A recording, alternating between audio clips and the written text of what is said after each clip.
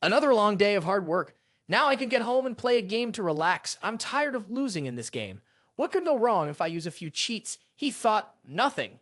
He was just getting thrown into the game world, being cursed by a crazy goddess who gave him supernatural powers, being hunted by thieves who would kill him in the end, facing wild monsters, and on top of that, meeting dangerous women. And so begins this story of hardships. This story starts with a young man running through the snow, reflecting on his life. That man was being chased amidst of his escape. He compared his existence to an egg. He made that comparison at the exact moment his foot was struck by an arrow. It was then that he likened himself to a boiled egg.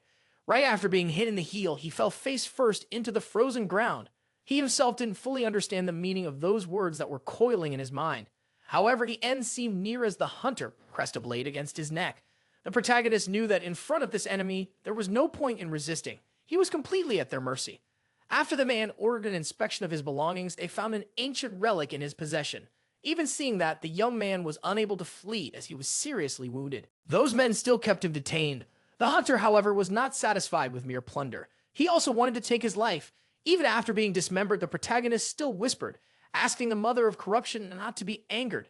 As he murmured words to that hand, it slowly crawled toward his body. Upon reaching him, it grabbed him tightly, still repeating words in a whispering tone. It was determined to make him eliminate those people. She was the deity that dwelled within him. Amid that unsettling scene, the protagonist held his own head by the hair as he spoke. He said he had already absorbed the contents of the relic. He spoke those words as he reattached his head to his body. That was why he had that hand which followed him everywhere. As he held it, it climbed up his body. And worst of all, he had lost money. The protagonist revealed that when he turned 30, his life changed drastically. Now he was tired and too busy to play. He only remembered buying a game, but couldn't recall the name or why he had bought it. He just kept playing as the Priest of Corruption. He explained that the Priest of Corruption was a complicated character, hard to play. His performance was poor, but there was nothing he could do. His heart would always race upon entering that world. He reported that after acquiring all the materials, evolutions, and completing all class missions, he was startled by the computer screen. Suddenly, he found himself transformed into the Priest of Corruption. Soon after, a portal mysteriously opened and he was sucked in, literally entering the game. Back in the present, in that snowy landscape, the sacred hand held him. With a gentle expression, he thought that the shrill voice, like heavy metal screams, could only belong to the goddess. He remembered that when he woke up in the game, all he had was the habit of the Order of Corruption and the hand of the Mother of Corruption embedded in his chest. Her presence was unmistakable. Accepting that he had entered a game was surprisingly easy for him, and he quickly adapted. According to the game's description, the Priest of Corruption was a human genetically modified by drugs. As he walked through the snow, he reflected that this had granted him extraordinary physical abilities. His senses were heightened, and his body could only be destroyed by a deity. At times, he thought there might be something wrong with his mind. Upon seeing an animal tearing apart its prey, he realized he could never stand the liquid of life. Grotesque scenes like that no longer affected him. However, his greatest problem was that his body no longer felt anything, not even the taste of food. At another point, after some time, he was finally about to obtain his priest identity. As soon as he got that identity, he went to look for a job at a guild. While he waited at the counter, the attendant informed him that she would perform a verification. After handling some papers, he remained still, waiting. He pretended to be a member of the Order of Preservation because if he belonged to another order, they might become suspicious. He would be marked with a seal that only members of that order could see. The seal of punishment. However, the goddess he served was lenient when it came to disguises. Besides, the Order of Corruption was the enemy of all others, which would make him a target of widespread hatred. There was also the fact that he was the only living follower of the Mother of Corruption. After ending his thoughts about the disguise, the young attendant offered him a job. She said she was pleased to be able to work with him. When she noticed that the protagonist could read and understand all the written terms, she was impressed as most asked her to read them aloud. For him, though, that was not difficult. Since entering the game, he had already mastered the basics. After reading through, he was left with a single question. Before setting out to complete the mission, he received half of the reward. While the young woman explained the reasons, the protagonist silently conversed with his inner goddess. After listening for a while, he stepped outside while a hand still tried to squeeze him. During the struggle, he was surprised by someone calling him Father March. He was a chubby-faced young man with a pompadour hairstyle and a friendly appearance. As the protagonist listened to him, the only thing he truly understood was his name. Following the young man named Pierre, he talked about monsters and ghosts. Another man appeared calling for Pierre. This one had a scar on his face and a stern look. Pierre apologized to the protagonist, saying he needed to go on ahead. Left behind, the priest was still dealing with the hand that insisted on eliminating everyone around. He told the goddess he needed coins to survive the winter. After that, the hand calmed down and he noticed its silence. Placing his hand over his chest where it resided, he asked her not to be sad, but no matter what he said, she always wanted someone eliminated. The protagonist, however, shifted focus, asking about the judgment of those individuals. They had their own way of communicating. She used her fingers to signal numbers. He knew that by eliminating everyone and sending them to the mother of corruption, he could perceive divinity. Divinity was granted according to the number of fingers she showed for each soul's worth. He needed to collect 10,000 divinity to gain authority. Thanks to the system, he could absorb divinity from sacred relics and thus obtain divine authority. There were 12 relics in total, and the Mother of Corruption had promised that if he collected them all, his wish would be granted. Surely he would ask for the return of his sense of taste, as he deeply missed savoring anything with flavor. While thinking about that, Pierre returned, saying the captain had ordered not to disturb him. He faithfully repeated the superior's words. "The priest is not to be bothered," Pierre said. The protagonist, as kind as ever, replied, "It's all right. There's no need to worry." Still, he kept a close watch on everyone and noticed something strange was happening. Suddenly, they were all caught in an ambush with arrows fired from multiple directions. With a swift movement, the protagonist pulled Pierre to protect him. He threw the young man aside, keeping him from being hit by the rain of arrows. However, the projectiles kept coming, and several struck the protagonist's body in multiple spots.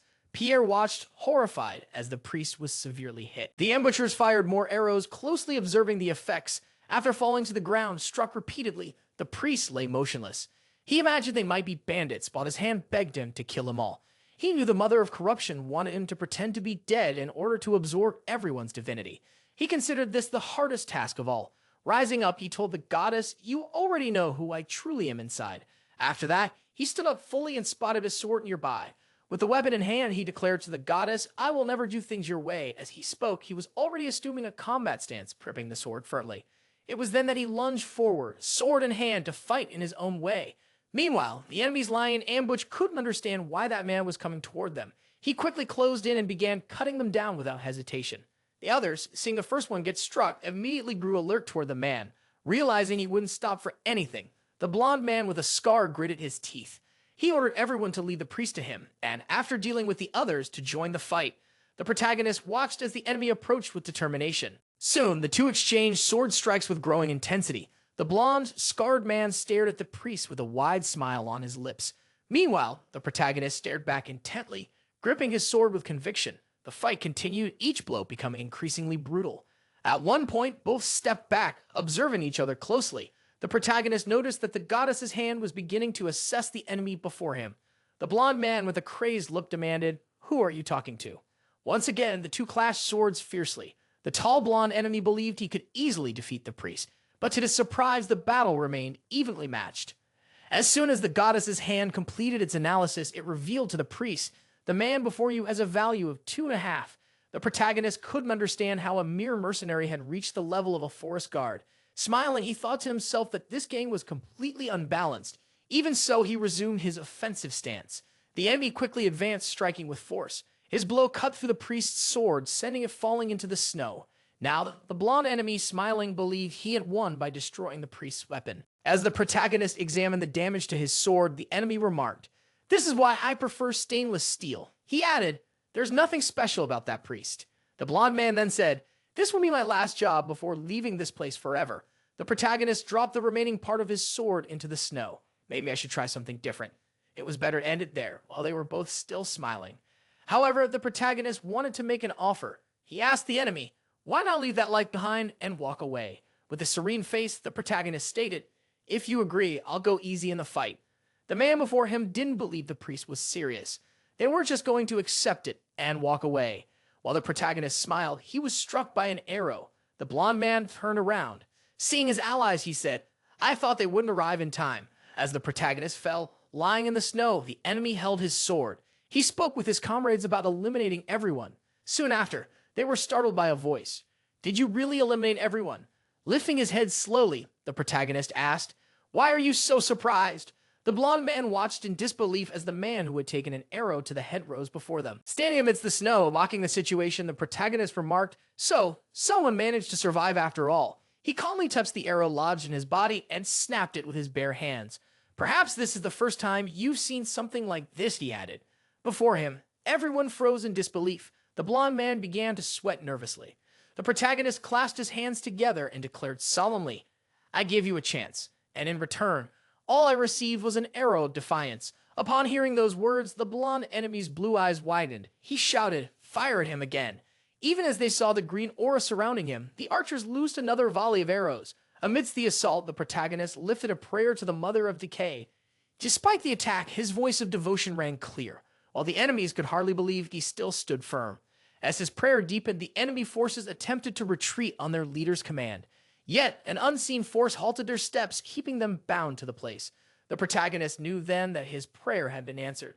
It was the barrier, a boundary dividing the mortal realm from the divine presence, a power only a priest of decay could summon before unveiling his true might.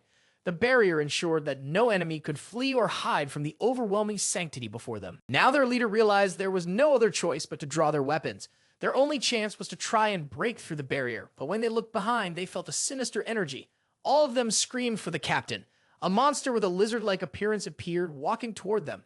It was something immense, incredibly powerful. Everyone wondered what that creature was. The giant monster attacked, breaking the ground near them. With wide eyes, they now knew they were facing a true monster. It opened its mouth and unleashed a deafening, maddening roar. Desperate, they all tried to escape the limits of the barrier. Warriors who had once acted brave were now crying in fear, terrified for their lives. Meanwhile, the protagonist just smiled as he listened to his enemies begging for mercy. After some time, footsteps on the snow showed that the protagonist had eliminated them all.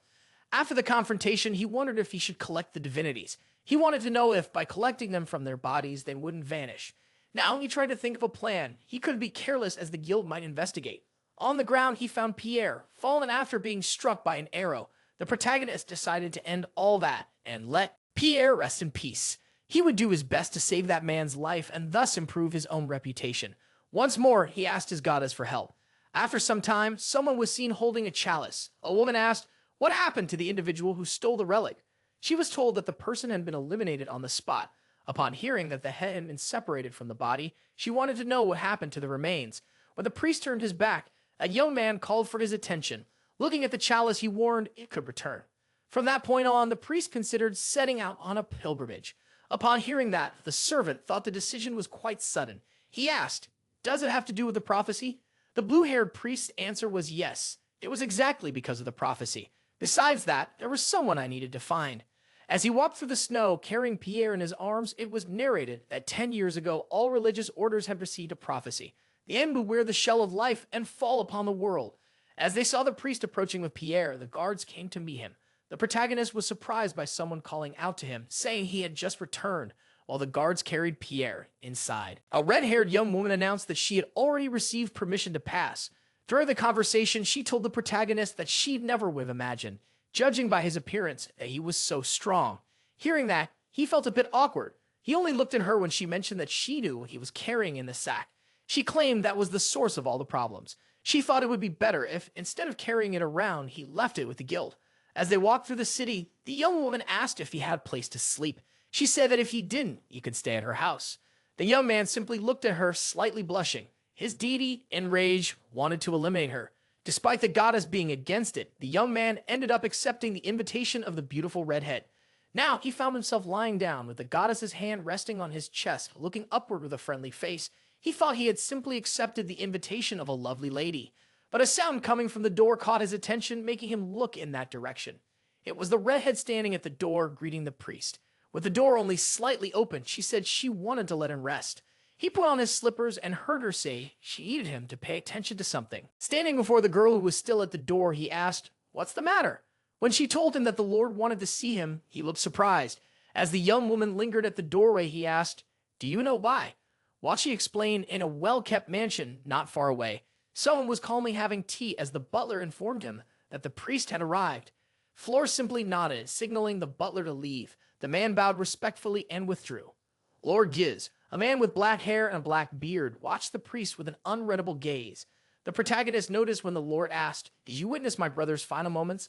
When the Lord offered him tea, he only gave a knowing smile. He recalled the time when a mysterious deity had marked this man with an X. Because of that, he already knew that the Lord was not an ordinary human and decided to confront him. Realizing that the priest had uncovered his true identity, Giz's eyes suddenly glowed red. That was how the deity signaled her warning. When someone was marked, it meant they were not human. In this land, many beings disguised themselves as humans in order to live among them. Although they were far stronger than mortals, some of them could not act alone. To fully exist in this world, they had no choice but to form pacts with other forces. And that was why demons liked humans so much. However, the gods hated the demons because they gave as much as they took from their servants. As a result, the gods declared that not only the demons, but all their followers would be called demons. These existences were considered evil, and that was how the demon hunt by the priests began. The protagonist closed his eyes, reflecting on this. Demon contractors were a difficult class, and people usually avoided them, but he remembered why he chose to play that class. Now, in the office of that lord, the two remained silent until the lord spoke. "Wow," he said, seeming excited. Remembering his brother, he added that it was thanks to the deceased that the priest now stood before him. With a teacup in hand, the lord admired how the priest had managed to see through the disguise. With a wicked look and fingers interlocked, the demon spoke. "You could be called sneaky." However, the protagonist closed his eyes and replied, "I am a priest serving the mother of corruption." That information left the demon intrigued, as he believed that deity no longer had any followers. Excited, he gestured for the guests to take a seat, since they were the only ones in that place. "I want to be honest," the demon said, revealing that he hadn't invited him there by chance.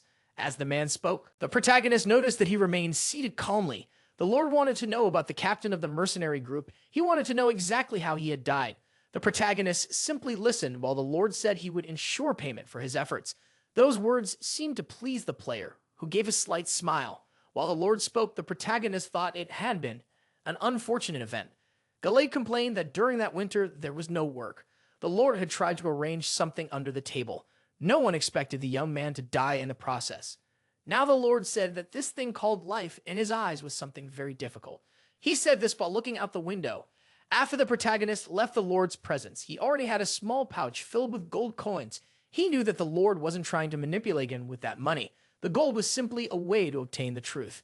Walking away from the castle, he stated that he wasn't a greedy priest. Quite the opposite. Seeing that the mother of corruption was angry, he held her hand and, caressing it, said he didn't want to see her upset. The hand seemed to want him to keep talking, so he brought it to his mouth and coughed. "There is something," the protagonist said, "that doesn't rust and lasts just as long as gold." With a smile and blushing cheeks, he declared to that hand that it was his love for the goddess. That hand seemed touched as it began to tremble. Then the protagonist placed her hand close to his own heart and continued, saying that to him she would always be the most important thing. As he walked, he told her that for that reason, she didn't need to worry so much. Sometime later, he returned to the inn, and the red-haired girl was happy to see him again. She waved to the side and asked him to greet the priests from the sect of teaching. With a cheerful expression, he thought that he didn't know what that sect was doing there. However, his eyes looked in that direction. It seemed like something was wrong. The look was also returned by one of the members of the sect. The protagonist already knew. The moment he saw them, the mother had told him. One of them possessed a sacred relic, and now the protagonist was analyzing the three before him. Someone walking toward him said that it was the result of a life dedicated to justice. The protagonist just watched while the person continued, saying he never expected to see a priest of preservation. Introducing himself, he said he was the weight on the scale of retribution. He could be called Orbis. That man had a piercing gaze, shining armor, and carried a very striking weapon. He said to the other, a large man with white hair was named Corneas, and the young woman was Patina. They all greeted the priest by placing their hands on their chests. He returned the greeting in the same way, saying it was a pleasure to meet them. The red-haired girl mentioned a blonde woman who was eyeing some books in the library. The protagonist felt a certain relief, knowing there were other priests and priests present. He thought that even if not at that moment, he would have several chances to take that relic for himself. However, there was a problem. When he absorbed a relic's divinity, something always ended up going wrong. Now he wondered whether he was truly a priest of corruption or just a villain of corruption. The priests greeted the protagonist and said they had to leave. They were going to greet the Lord. Orbis told the protagonist that they would have a serious talk the next time they met. As they left, the protagonist noticed that they all carried identical weapons and were heading to greet the Lord. The redhead told the protagonist that their guild usually provided shelter for priests at an affordable price. Sweating, he asked if she was going to make him pay for the night he spent at the inn. Smiling, she asked if he thought she would let him stay there purely out of self-interest. In truth, that was what he thought, but he said no, blushing slightly. The redhead continued, saying she had her own reasons for helping him. She always turned her hand to the side and said she wanted him to prevent the food from spoiling. Getting closer, she asked, "Could you cast a preservation blessing over the food?"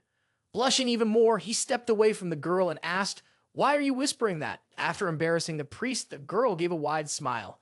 Right after she asked, "Why do you look bored?" Someone came through the door and guessed that the two got along well since they were joking around. The priest asked, "Why hasn't that man gone with the others?" It was Corneus, the white-haired priest. He said he had no choice because of his people. He added that from the outside, he had asked the group to show respect in his name as well. The redhead believed that Lord Trian wouldn't care about that sort of thing. When she said that, the two looked at her. She explained that despite the Lord seeing Cole, he did a good job. She added, "Of course, I know how to separate work from personal life." She warned both of them, saying, "Since there are many who support the Lord, you should stay quiet." The white-haired priest wanted to know more about the Lord. He seemed interested. The girl smiled as she talked about the Lord, and the priest simply observed everything. At a certain point, he also had a question and wanted the girl to reveal something to him. Smiling, he asked the other priest, "Why did you give up on visiting the Lord?" He, with a wide smile, replied, "We are currently following a prophecy. We received it 10 years ago, and now I believe the end of the world is near." The protagonist broke into a sweat as he realized they were there because they believed the Lord was a demon. In another scene, already near the Lord, the two priests were walking to greet him when the relic began to shine. Upon seeing the globe, they knew. If a sacred relic shone near someone, it meant that person was a demon. Now with the relic in hand, they knew they had to destroy him. The demon knew he could no longer hide, so he revealed his true form. A burst of fire was noticed by both the protagonist and the other priest. A creature resembling a mute lizard emerged from within the Lord's mansion. The priest looked in fear in that direction, but the other priest had already expected it. Inside the Lord's mansion, a priest wielded the scales of retribution, a weapon resembling a hammer. That was one of the 3 priests of wisdom who were facing the demon. During the battle, he alternated between axe and sword until he drove the blade into the top of the massive creature's head. A mix of dust, lightning, and all kinds of devastation could be seen from a distance as the priest challenged the demonic entity. The priest accompanying the protagonist explained that the glow in the sky was caused by the hammer of punishment wielded by Orcus. He said Orcus was probably fighting a demon and, pointing in that direction, expressed his desire to go help him. Marnac, however, walked in the opposite direction. "You can go ahead," he said. "I'll catch up soon." He returned to the inn, calling for the red-haired girl. Aaron, startled to see him, ran toward him, wanting to know what was going on. However, when the protagonist entered through the door with a strange expression, he only asked, "Where is it?" Holding the girl in his arms, he added, "Where is the medical center treating Pierre?" Aaron, not quite understanding the question, only watched as the priest leaped from there to a safer place. He was fleeing the rubble and destruction, acting as if he had little time. The young woman, carried by him, touched all the chaos around. People were screaming for help. In the distance, a massive reptile could be seen. Its form, a demon with a priest on top, wielding his hammer. The redhead screamed in terror, trying to warn the priest about the monster. The reptile, besides being gigantic, was extremely muscular and completely uncontrollable. "Forget the monster," Marnac told her. "Just tell me where Pierre is." Seeing the young man's concern, she pointed in the direction with her finger. The protagonist, determined to protect him, stared ahead, repeating Pierre's name in his mind. Upon reaching the location, he found Pierre lying on a mattress. Almost everything around was destroyed, but the young man remained calm, asleep. The protagonist looked at him and thought he couldn't let him die, not after barely managing to save him. Despite Pierre being burly, Marnac threw him over his shoulder with ease. He then asked Aaron to climb onto his back, as he could no longer carry her in his arms. The young woman, embarrassed by the closeness and hugging the priest's neck, blushed slightly. With a leap, Marnac dashed forward at high speed. Determined to complete his mission, he ran as fast as possible. The young woman, as she was being carried, seemed deep in thought. Then she told the priest, "I know a shortcut." Shouting through the wind, he asked, "Where is it?" She pointed with her finger and said, "It's just straight ahead in that direction." As they approached, she warned, "We'll have to pass through a house with a secret passage." The door was locked, but that wasn't an obstacle for Marnac, who kicked it down. Aaron, seeing the scene, was visibly embarrassed. While trying to keep his balance and speed, slipping slightly on the floor, the priest kept going steadily. The young woman thought his movements were rather rough. Looking back at the destroyed door, she muttered softly, "I really thought he was very strong." He sat her down and told her, "If things get worse, you should escape for the secret passage." She was confused about what he intended and why he wouldn't leave with them. Moments later, he explained, "I need to go back and help the other priests." Leaving Aaron and Pierre away from the chaos, with a chance of survival, he set off once again. Aaron only watched his back as he ran and thought about how incredibly strong he was. After running for a long time, the priest reached a place and his expression grew somber. He had arrived too late. On the ground, he found one of the priests badly wounded. It shook him deeply. He approached the burly man with white hair and a horn on his forehead. It was Corneus. Even weakened, Corneus recognized Marnac as he approached. The protagonist looked at him with sorrow, aware of the severity of the injuries. He knew there was nothing he could do. He spoke to him while he was still breathing, fearing that the end was near. The big man said his companion Patina had died. The priest, looking to the side, saw the young woman's body brutally thrown against a wall. He asked Corneus if there was any other way to defeat the demon. Corneus revealed that there was still another relic, the white sword. It was with the priest Orvis who had managed to stab it into the demon's head. If Marn takes the sword and drives it directly into the creature's brain, Corneus said he could defeat it. After revealing this, his eyes rolled back and his hand fell to the ground, kicking up a bit of dust. The protagonist remained by the body for a while. Then he called upon his goddess, the mother of corruption, and said he was going to collect something from that man. Meanwhile, Orvis was still fiercely fighting the demon using the hammer of retribution. He tried to drive the sword even deeper. However, the more he insisted, the more furious the reptile became. The creature thrashed, violently swinging its tail and limbs in all directions. From a distance, the protagonist ran with all of his strength, believing this was his only chance. He leaped and managed to stab another sword near the creature's tail. Up ahead, he spotted the priest with the sword he needed. That's when he noticed the reptile behaving strangely. This made Marnac uneasy, fearing what might happen. The reptile firmly planted its feet on the ground. As it opened its mouth wide, Marnac recognized that it was the death spin. The attack flung him far away, making him crash down violently. Almost out of strength, he told the mother of corruption that he was fine. Lying on the ground, his legs badly injured, he admitted that she was right. Blessings came with disasters. Despite the pain, there was a faint smile on his face. He felt he had succeeded. Looking to the side, he saw the relic nearby, which made him breathe a sigh of relief. With the relic in his hands, he thought this had all turned into an interesting twist. Placing the sword against his chest, he declared to the goddess of corruption that he would offer her that sacred relic. He made a request, a new authority. At that moment, a strange hand seemed to emerge from his pocket. As he handed the relic to the goddess of corruption, the protagonist asked her to release another seal. He believed that every sacred relic contained enough divinity to grant a new authority. That one in particular contained 11,723 units of divinity, and that left him satisfied, as he was now surrounded by an intense green energy. The seal should be released, so he asked the goddess what power he had obtained. She, however, simply jumped off his chest and started running, tapping her fingers hard against the ground. As she moved away, the protagonist said, "I'd be happy if you could support me, even from that distance." He confessed he felt joy in seeing her growth. Even so, he admitted they weren't at the best situation, and for that reason, he would stop playing around. Changing his tone, he called for the mother of corruption, and thus the goddess listened.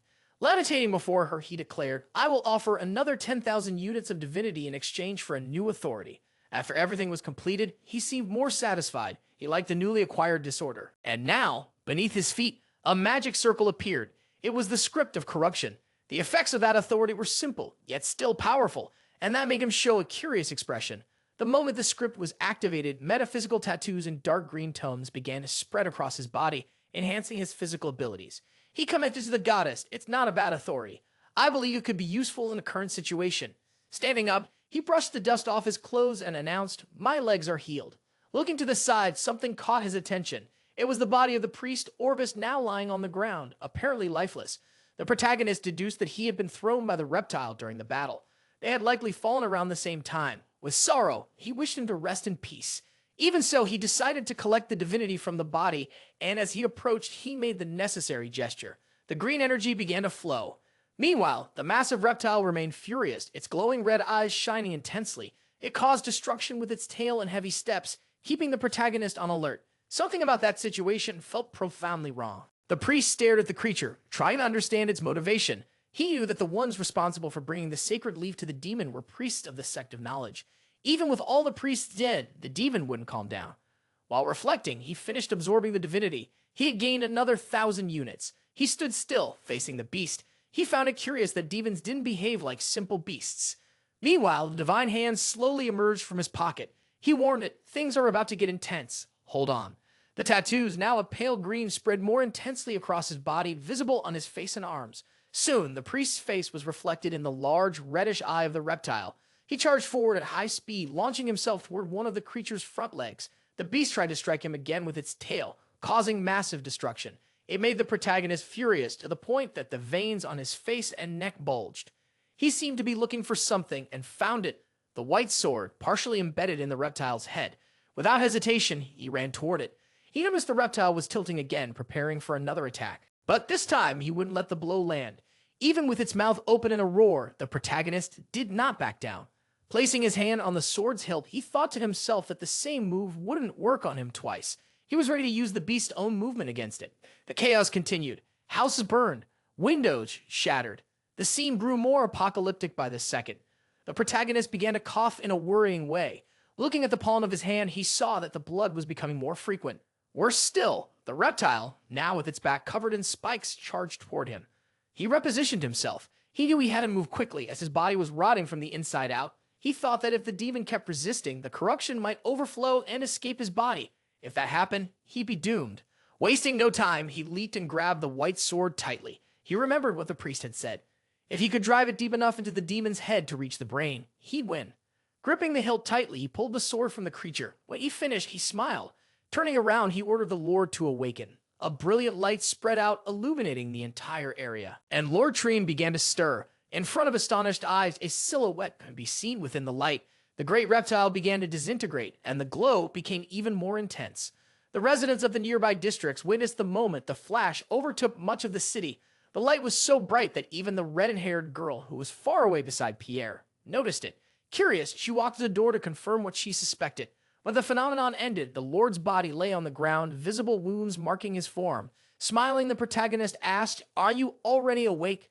The man replied with a slight smirk as he turned, seeing him with his remaining eye. "I'm happy to see you again," he said. The protagonist pointed at the white sword. "All of this happened because of it," he remarked. He raised his hand toward the Lord and added, "You owe me 2 reserved gold coins." The Lord, looking pleased, seemed to accept the deal with good humor. Leaning on Priest Mark's hand, he slowly tried to rise. After the recent events, somewhere far away, a mage focused power in the palm of her hand. The young woman, with intense blue eyes, appeared to be casting a tracking spell. After carefully manipulating the energy, she launched it in a specific direction. The flow's trajectory indicated the person being tracked had passed through there. Now she and a hooded man watched the result closely. The man, already old and scarred, merely confirmed what he had already suspected. As he stared at the ground, he watched the magic bring forth a strange kind of herb. That sight always stirred old memories in him. He could hardly believe such a powerful authority was involved, but that's exactly what the magic revealed. It was up to him, regretfully, to accept the truth. Even without finding the bodies, he was sure he had decapitated them. He clearly remembered that day. It was colder than it was now. Although a long time had passed, the memory was still vivid. The young woman beside him agreed with the theory that the bodies could have been taken by monsters or beasts. The old man, looking at her, thanked her for bringing him there, but asked one more favor. She calmly replied that he could ask as long as he first named the nearby towns. Meanwhile, she quietly observed the surrounding area. Elsewhere, the chaos caused by the demons still spread. Among the debris, the protagonist and the Lord's butler walked together. When they reached a certain location, the butler opened the door politely for the priest to enter. Mark stepped in with a calm expression, showing tranquility. The one who seemed even happier to see him was the Lord, who opened his arms in a welcoming gesture. With a gentle smile and closed eyes, the protagonist heard the Lord say, "You look more handsome every time we meet." Even so, the Lord admitted, "I can never express all the gratitude I feel." The priest, with a slight smirk, commented the demon is alive and breathing, and remembering that the demon himself had said all races deserve to live, I suppose he agrees with the thought. After the battle with the great reptile, word spread that the priest was a demon slayer. Although that title didn't suit him, people started calling him that. The girl from the inn, Erin, also contributed to this, as she quickly became fond of the nickname. Now, wherever he went, people would comment, "That's the great demon slayer." Others would murmur, "I heard he took on 7 bandits all by himself." Some even said, defeating a demon must have been easy for someone like that. This made him avoid certain places. During a conversation with the Lord, Marx mentioned that he found his wooden prosthetic strange. That was because they moved with surprising naturalness. But the Lord explained he only did that in front of the priest. To others, he pretended to limp and claimed he couldn't control them. With a reddish gleam in his eyes, he revealed there was a price to moving them freely. The protagonist, curious, asked what that price was. The man, smiling and sipping his tea, replied, "Sooner or later, my beautiful hair will fall out. I'll probably end up like a tree in autumn without leaves." He joked, "If we meet again in a few months, the priest won't recognize my locks anymore."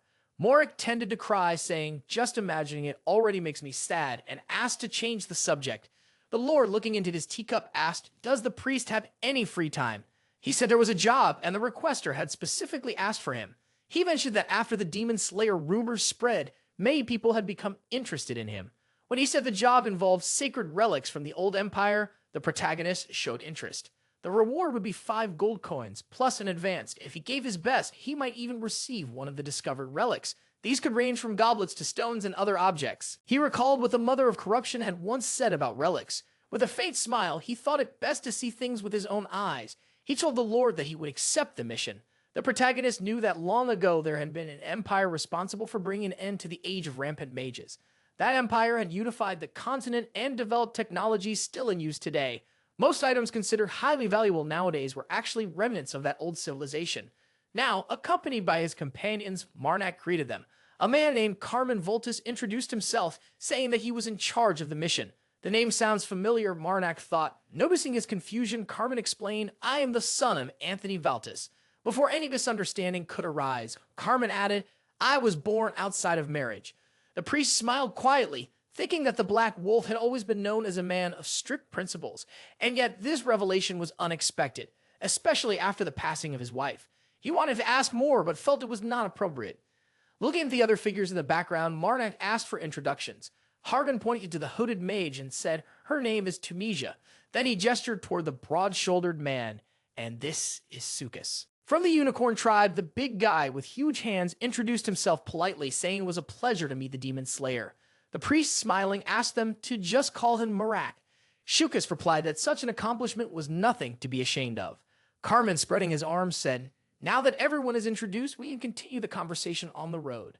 2 days later, they were gathered around a campfire. Carmen asked, "Isn't Marnac going to sleep?" The priest replied, "I've already rested enough."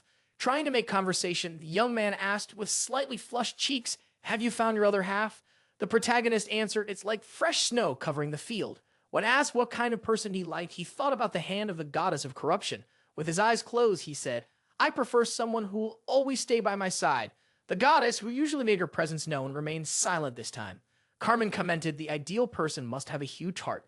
The goddess agreed, seemingly enjoying the direction of the conversation.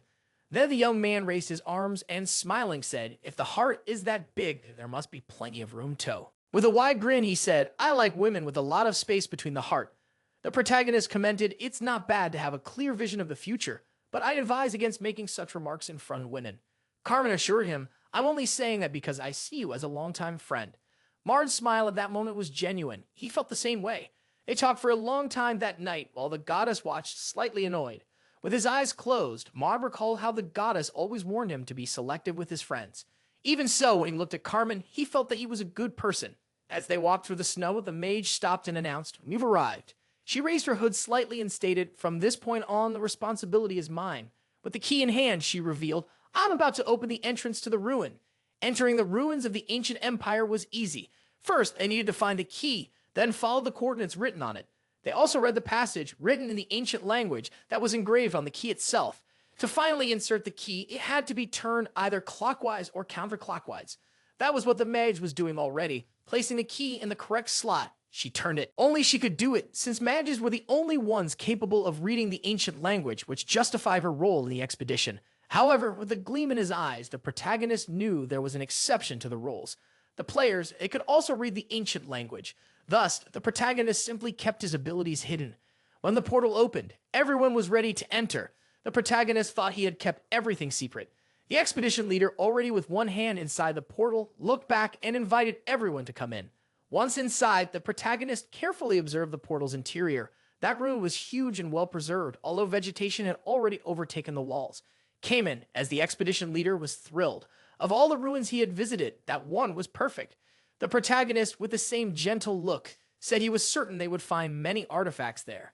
After that, he gave a slight smirk. He thought he'd finally have the chance to see the ruin in person, something he had only seen in photos, which made his heart nearly explode with excitement. But not everyone there was kind or radiated joy like the protagonist. The mage was always sulking, with a torch still lit. It was easier to identify the path. Just like the others, the unicorn man was very excited. After walking a bit, they reached the great doors where a powerful magic had been inscribed. The magic could only be released if someone among them had imperial blood, which would allow the doors to be opened safely. Looking at the mage, the protagonist heard her warn that they would need imperial blood. She, with a serious expression, said, "Since none of us are from the Empire, once the doors open, it's best if everyone is ready for a harsh battle." That's exactly what happened. As soon as she opened the doors, monsters of all kinds poured out from within. The beast went straight for the group, intent on annihilating them. The serious man with an axe in hand was already preparing to defend himself if necessary. He soon charged toward the monsters to clear the path. Meanwhile, the mage continued casting spells and defending herself. She cast a spell that caused the ground to crack and emit light through the fissures. After that, several monsters began to fall. From the cracks, large explosions erupted, lighting up much of the area. They not only exploded the surroundings, but also took down so many of the monsters. Now the protagonist saw them flying through the air. The priest also gripped his sword tightly, ready to react if any of the creatures came close. With an extremely sharp blade and gifted with incredible powers, the priest began to fight. As the protagonist and someone highly skilled, he left no monster whole wherever he passed. However, something was bothering him. He had been warned by his goddess about the corruption. A sword was coming his way, but he had enough time to block it. As he turned completely, he saw that it was a monster, and a sword was emerging from the palm of its hand. The player just stared at that monster, thinking he hadn't expected another one, but it was better to eliminate it. With that thought, he prepared himself, but something struck the monster's skull. The priest closed his eyes as an arrow passed very close to him and pierced the monster's skull. He wasn't startled, not even when the arrow passed so close, nor after the monster fell. He simply looked toward the one who had fired the arrow, the leader of that expedition. Still looking back, realizing that the leader had reacted quickly, the protagonist thanked him mentally. He heard Unicorn Man getting mad at the mage because she was still pushing enemies toward them. The mage, looking in their direction, said it was the fastest way to get rid of all the enemies. She also said they shouldn't complain since they had managed to eliminate all the monsters. Still, the young man was annoyed, so much so that the once gentle Unicorn Man was now gritting his teeth, baring his sharp fangs. Pouting, he sat with his back turned, veins bulging on his face and his head hanging down. Meanwhile, the protagonist received great praise from the group leader. The priest, who always showed his sweet and gentle appearance, said he was ashamed of having revealed his profane side. The player also returned the compliment to Carmen, saying the young man was very skilled with a bow and arrow. Carmen said he had always trained to keep getting better. However, not everyone was cheerful and talking. The mage wanted to know when they would move on. While she said she was ready to go back to exploring like before, the group leader and the protagonist stared at her. She stood still with her staff in hand, saying she still had plenty of mana.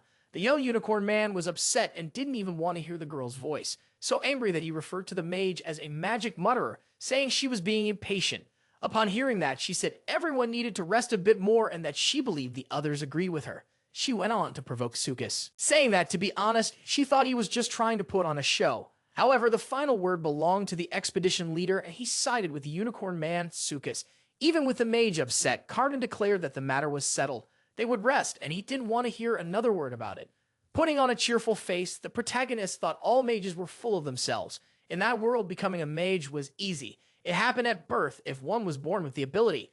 Even with some variations, those born with mana awakened it at a certain age and were then able to access their magic. When that happened, knowledge of the ancient language would flow into their minds. Thus, they gained power without having to pay for it. They learned the ancient tongue and were given a magic staff. They could tap into the mana that flowed through their veins, which allowed them to break the world's natural laws. The protagonist, looking at the mage, knew that since they were born mages, it had everything due to their vast knowledge. Most of them rejected any other way of learning new things, and just like the old mages, most became dull-minded, stubborn, rude, and grumpy. The protagonist, watching how she treated SHOCKS, thought most mages are arrogant. To be honest, he felt that among all the mages, she was actually quite polite. Despite her bad temper, she spoke little and her criticisms weren't that harsh. After some rest, the expedition leader announced it was time to move out. He said they would explore the next area, and everyone was already on their feet and ready. It was at that moment that they all heard a loud noise like a massive roar.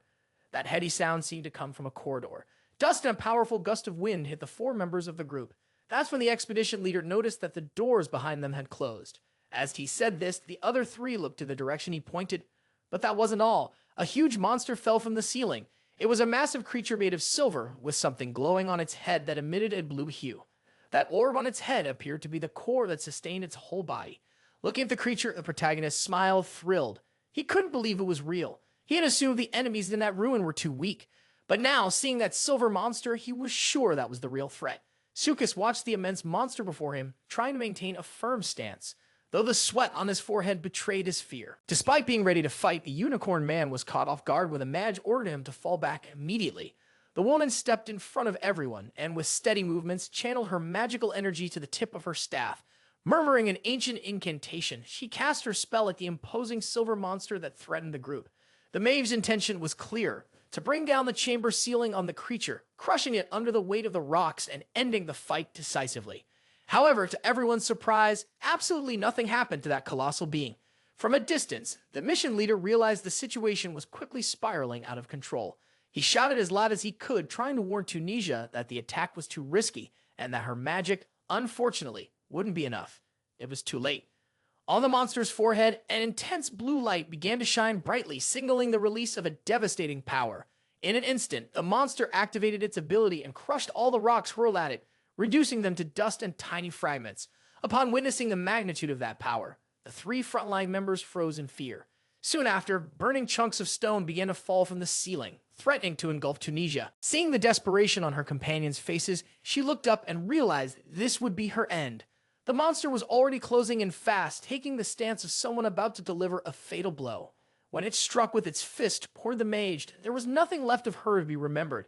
Even the unicorn man, who rarely showed any sympathy for Tunisia, was overcome with deep sorrow. The impact of the loss was so great that Sukas became completely motionless, turning into a vulnerable target.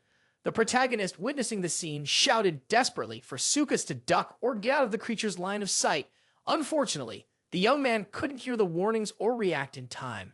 The monster's blow hit him directly and a massive explosion lit up the area. Thus, the unicorn man was struck head-on with no chance to flee or defend himself. Now, the silver colossus with the blue core turned its attention to the last two survivors of the expedition. With a gaze that made its intentions clear, the priest turned to the expedition leader and asked, "Do you truly want to stay alive?"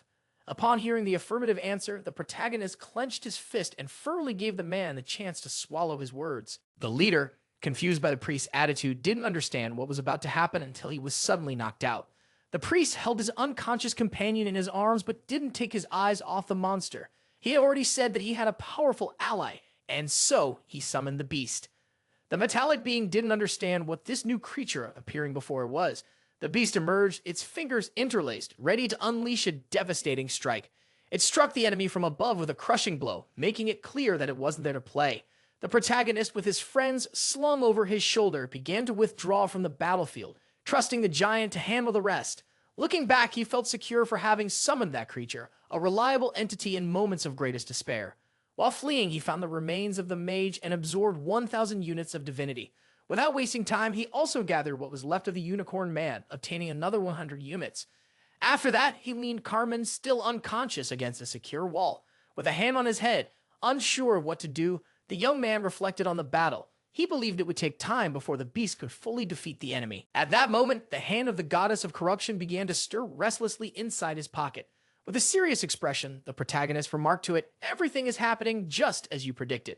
Unleashing his neon green tattoos, he decided he could no longer hesitate. He rushed back toward the battlefield, ready to help. His eyes were fixed on the blue core in the center of the metallic creature's head, his true objective. The jewel shimmered with a supernatural intensity as the fight between monsters continued. The priest knew that gem was the only truly distinct part of that metallic body. He concluded that destroying it would be the key to ending the threat. So he climbed onto the back of the allied beast and launched himself into the air, determined to reach the glowing core. As he approached, he noticed that the jewel reflected his movements precisely. Without hesitation, he struck with force, shattering the core into multiple fragments. His eyes still glowed green as he fell onto the ground, already ravaged by battle. With the core destroyed, the metallic monster remained paralyzed for a brief moment before collapsing. The beast sent by the goddess of corruption lifted its head and howled, as if celebrating victory. The protagonist silently thanked the creature for its help. The hand of the goddess pointed in a specific direction. The young man followed the gesture with his gaze and suspiciously asked, "What happened?" That was when 3 more giant metallic monsters dropped from the ceiling. The protagonist's expression changed, revealing an unusual look. Now, the new enemies stared directly at the beast and the priest. It was clear that neither of them was in any condition to face 3 more opponents of the same level. With a grim expression, the protagonist wondered how many more of them would appear. Leaving the battlefield behind, he returned to the expedition leader. The man, waking up, asked about the whereabouts of their companions. With sorrow, the protagonist informed him that, unfortunately, they hadn't even had the chance to defend themselves. Karna reflected on the moment when the giants fell from the ceiling and concluded that he should have been activated earlier. Noticing that the man was blaming himself, the priest reminded him that everyone had been hired for a reason. Recalling the unicorn man and the mage, he said both of them knew exactly the risk they were taking. The leader, intrigued, wanted to know what place exactly that was. The priest answered seriously. They were standing before poor, the legendary Black. The man widened his eyes, incredulous at the revelation. It seemed impossible. He closed his eyes tightly, trying to process the information. Even without understanding how it could have happened, he decided not to ask questions. Instead, he swore in the name of the Valtus that he would repay the debt he owed the priest. Smiling with his usual serene face, the priest replied, "I will be waiting eagerly." Now standing in the corridor, he suggested, "If you're feeling better, we should keep moving." The monsters hadn't been completely defeated. He knew that after taking down a single giant with the help of the Beast of Corruption, others had descended from the ceiling, forcing him to retreat. Nearly out of strength, he had barely managed to open the doors ahead, needing to kick Carmen to push him into the room. Before moving on, he told the Beast of Corruption to return as soon as possible, as he knew she would come back shortly. As he walked, he observed the stones along the path, studying the composition of the soil. He looked up, amazed by what appeared to be valuable archaeological findings. Standing before a new door, he declared, "We've finally reached the end of the ruins." The priest, turning to his companion, said he was free to explore the place however he wished. When they carefully opened the door and entered, they saw two relics displayed atop a pedestal, bathed in light. From afar, the young man now understood that the stories he had read in books were true. Turning to the priest, he said, "I know I have no right to ask, but I still wish to request a favor." He hesitated a moment before continuing. "Could I keep that necklace? I promise I'll repay you generously." With his usual smile, the priest replied, "What exactly is that necklace?" Carmen explained, "The object is known as the Lineage Pathfinder. With just a single drop of blood, it can use the wearer's blood like a needle, pointing in the direction of someone from the same bloodline." The protagonist, closing his eyes for a brief moment, figured he already knew what the boy was hoping for. With a satisfied expression, the expedition leader declared, "While it may have been obvious you're searching for your mother, I'll listen silently as you speak of seeking a mother you've never known." Then the boy turned to the priest, awaiting confirmation that he could indeed keep the necklace. The priest replied that it was fine and asked in return if he could keep the sword. After leaving that sacred place, they lit a campfire and sat around it. Both of them avoided contact with the large blocks of metal, still remembering the recent ordeal they had faced. As he put on the necklace, Carmen commented, "If it hadn't been for the priest, the two of us would surely be lost." While he discreetly looked at the protagonist, that priest seemed lost in deep thought. Holding the necklace in his hands, the young man asked the priest if he could bless it. The protagonist, with a serene smile, said yes, that he would be happy to bless it. With a light touch on the boy's finger, he made a small puncture. The boy closed his eyes, and soon after, a drop of blood appeared. He gave thanks as the priest said, "The goddess of preservation will protect you." The boy then placed the drop inside the necklace, letting it serve as the pulse point. He watched closely as the drop fell onto the small plate at the center of the necklace. As soon as it happened, it seemed that magic flowed through the entire object, spreading outward. Baltus was visibly pleased. When he looked at the plate, he noticed that the necklace now resembled a compass, whose needle pointed directly toward the direction of his mother. He was certain she was alive. The protagonist expressed his joy in seeing that the necklace worked as promised. Carmen Valtus declared that it was all thanks to the priest and admitted he didn't even know how he would repay such a debt. Looking into the priest's eyes, he revealed that he wished to ask for one more favor. That statement caught the protagonist's attention, and he began observing his friend in silence, waiting for the new request. Valtus revealed that since the two of them were heading west, he hoped the priest would join them in the search for his mother. He believed they could visit the capital, where he could then reward him properly for his support on the journey. The protagonist listened attentively as the young man assured him that he would cover the costs of the trip and smiled. Deep down, the priest wanted to accept, but he knew he couldn't stay near the same person for too long. As he looked at the young man's face, lit with hope, he saw that he was waiting for an affirmative answer. However, sitting by the fire, he still remained silent, which made Valtus slightly uncomfortable. The priest smiled subtly. He felt that he could speak to his friend without sounding insincere. Then he stood up, took the young man's hand, and said that if it was all right with him, he would help in the search for his mother. Smiling, the protagonist seemed to radiate light and declared, "I will do my best to support the young ones on their journey." A long time passed at the inn. The redhead thought it was absurd that the priest was leaving just like that. She was furious. The protagonist had only gone to fetch his belongings and was now saying goodbye. Aaron then asked him, "Give her your hand for a moment." He said that it normally would be ready so quickly, but he had done his best to finish it. When the protagonist looked at what he was holding, his eyes narrowed. It was the silver mercenary plate. She wanted him to say something meaningful and hoped he would understand what he was supposed to say, but he didn't get it. He simply thanked her, which made her even more annoyed. What he should have said was that they would soon be serving together. She told him those words, finishing with a teasing wink. He understood. He closed his eyes and slightly lowered his head, as he wasn't used to returning to the same places. Since he lived a wandering life, he preferred not to retrace his steps, as it could limit his freedom. Aaron remarked to Priest Marnac, "If you keep living that way, you will never find your soulmate." She said, "That's why it's up to me to say what needs to be said." He looked at her, hoping to understand better what she meant. Her words were simple. "I will see you again soon." Now that truly confused him. Aaron repeated, "We will meet again and very soon." Before he could say anything more, she placed her fingers over his lips and whispered, "You don't need to know how." With one final gesture, she put her finger over her own lips and added, "This will be my last act before delivering a punishment." Elsewhere, Overdue had gone to visit the Lord. He was surprised to see the Lord's shiny bald head. Smiling, the Lord said, "I have merely reached the true form of human nature." He quickly changed the subject, asking, "Are you heading to the capital?" The Lord then handed him a letter of recommendation. Smiling enigmatically, he admitted, "I can't pay you at the moment, but this letter could help you out of a tight spot. I have a trusted friend there." He warned, however, seek that friend only as a last resort. He's difficult to deal with. The priest thanked him sincerely for the gift. Meanwhile, the Lord expressed his happiness in being able to offer it as a gesture of true friendship.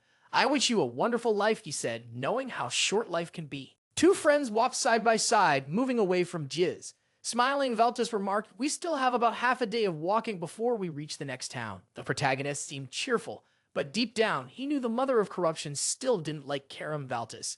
The only reason she allowed them to travel together was because he was a new ally among the 3.5 fingers. That alliance could generate 10,000 divinity points, the equivalent of a high authority. Still, he preferred to keep him close. The priest walked, watching his cheerful friend ahead. He liked Veltus's vibrant personality. While reflecting, he sensed a strange energy in the air. He quickly drew his sword, a peculiar blade with multiple serrations, and called his companion's attention. Seeing the priest with his sword drawn, Veltus smiled nervously. The priest, with a grim look, said, "It's close," and positioned the sword in front of his body. He knew something was following them, and it was getting closer fast. Upon hearing this, Karam turned sharply. Something was definitely approaching. The young man leaped aside, narrowly dodging an imminent strike. They were startled to see a massive spider, its body covering much of the sky, drawing near. The monstrous creature landed very close to them, entangled in the branches of a tree. As Carmen asked the protagonist what kind of animal it was approaching it, he confirmed that it was a snow spider. The now revealed monster was looking for an opening to begin its attack. Seeing this, the young man got ready, drawing his bow and arrows. Hearn, looking up, saw that the protagonist already had his sword in hand, striking the enemy. In the next moment, after defeating one of them, more spiders appeared, and he once again stepped forward. With a wild grin, he said to the hand of the goddess, "Next time I plan to use that sword, I'll need to find a place to clean it first," saying this while raising it once more.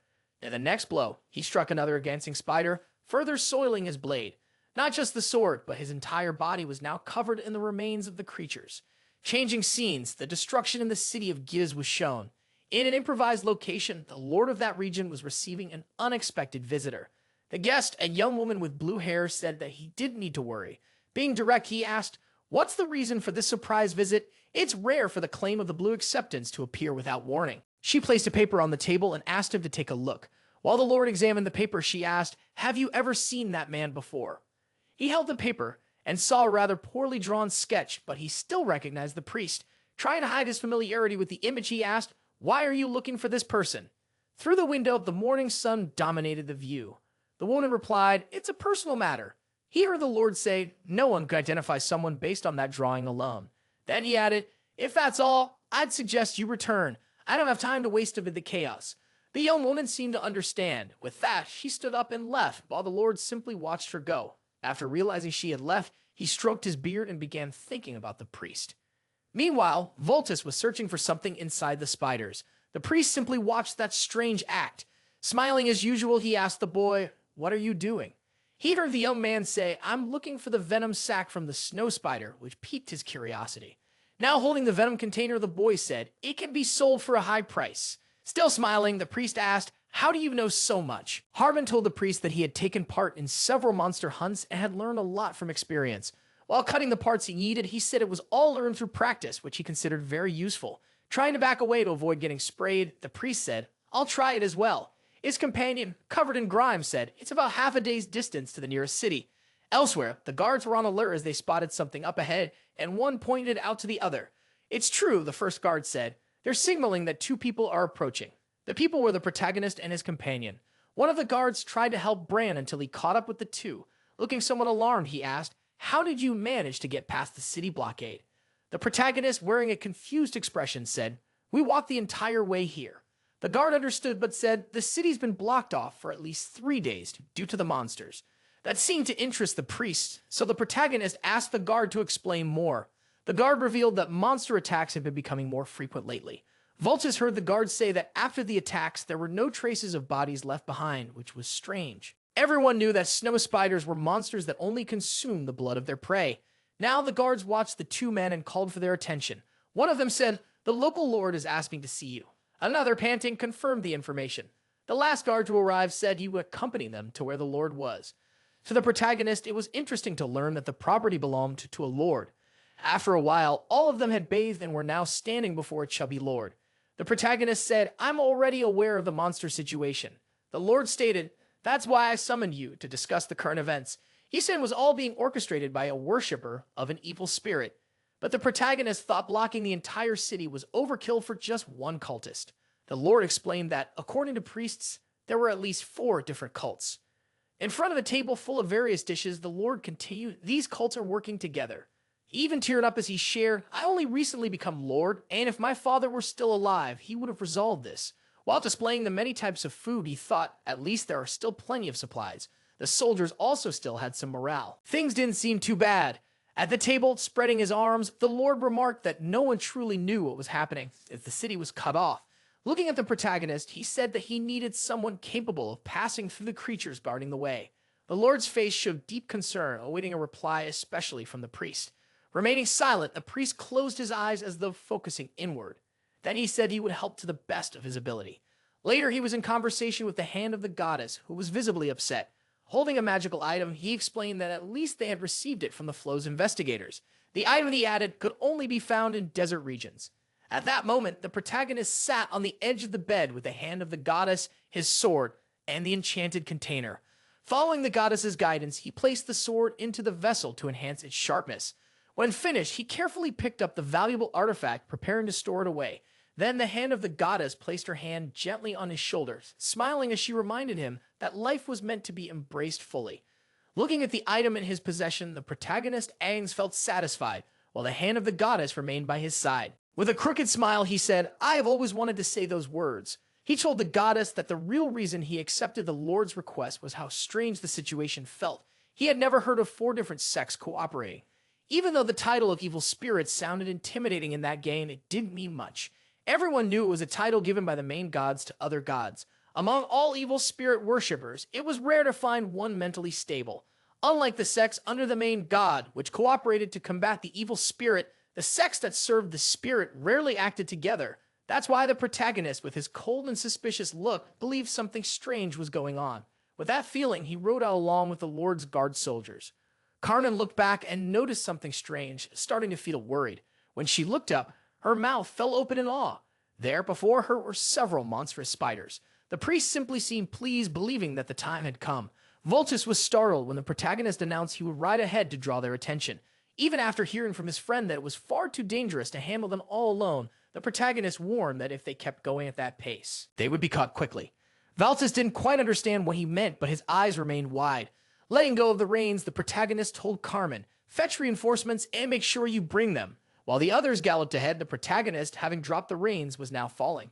When his companions saw that Priest Marnac had stayed behind, he simply shouted. Quite pleased, the protagonist told the hand of the goddess, "My line has been very impactful."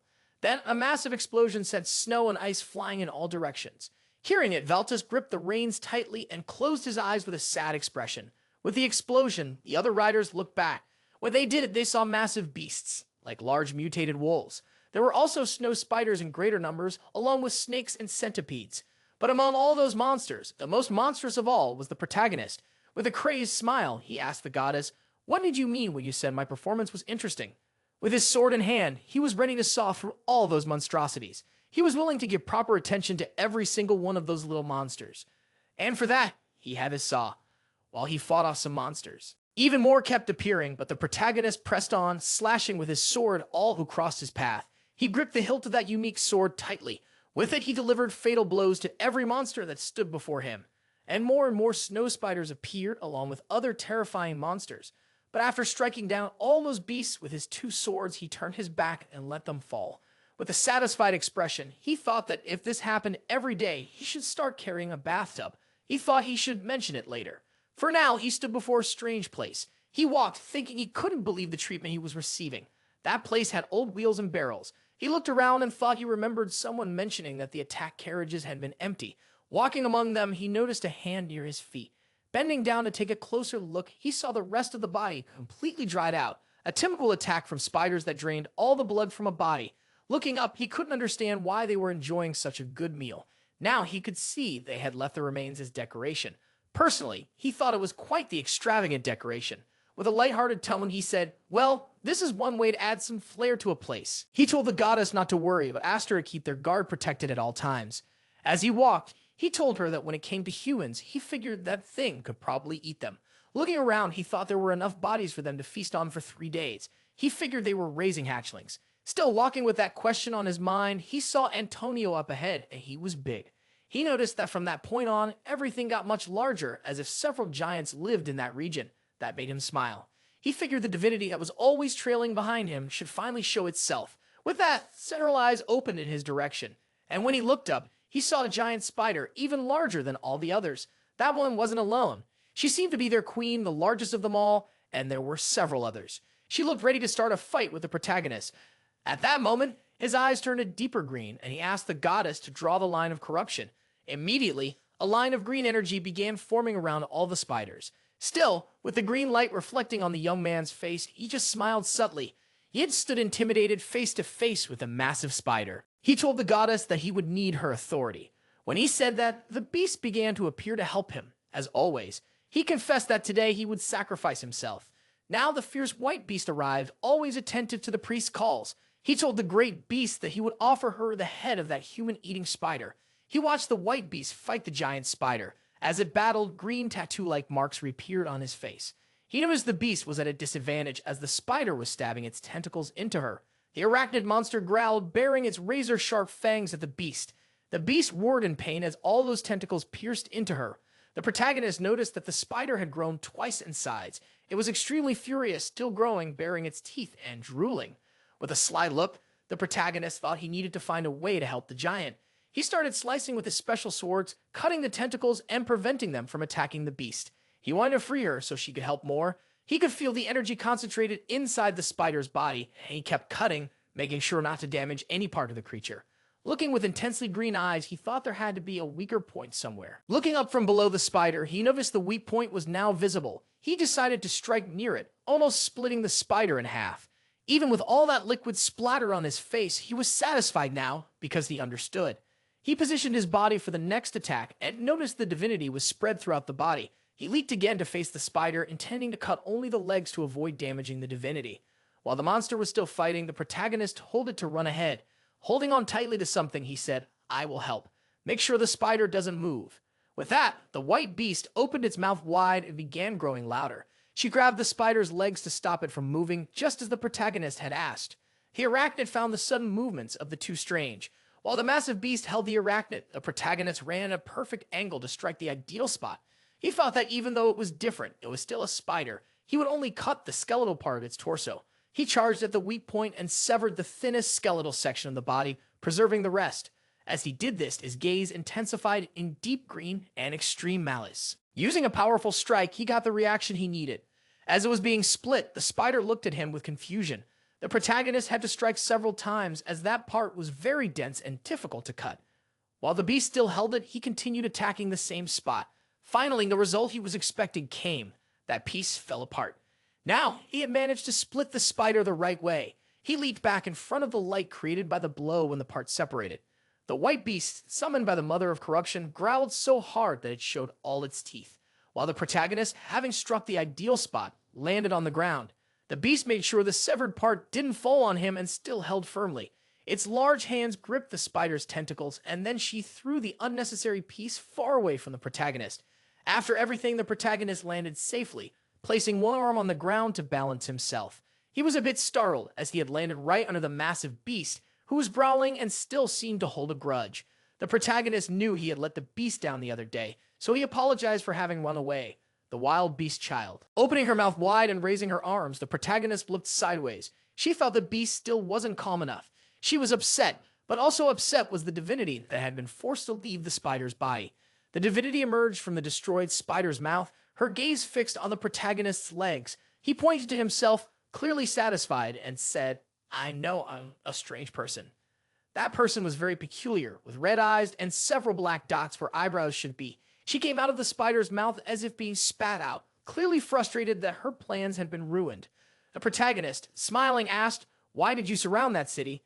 The beast-like woman glared at him. "Why should I tell you anything against my will?" While the remains of a giant spider and several others lay scattered on the ground, the protagonist poked at his sword.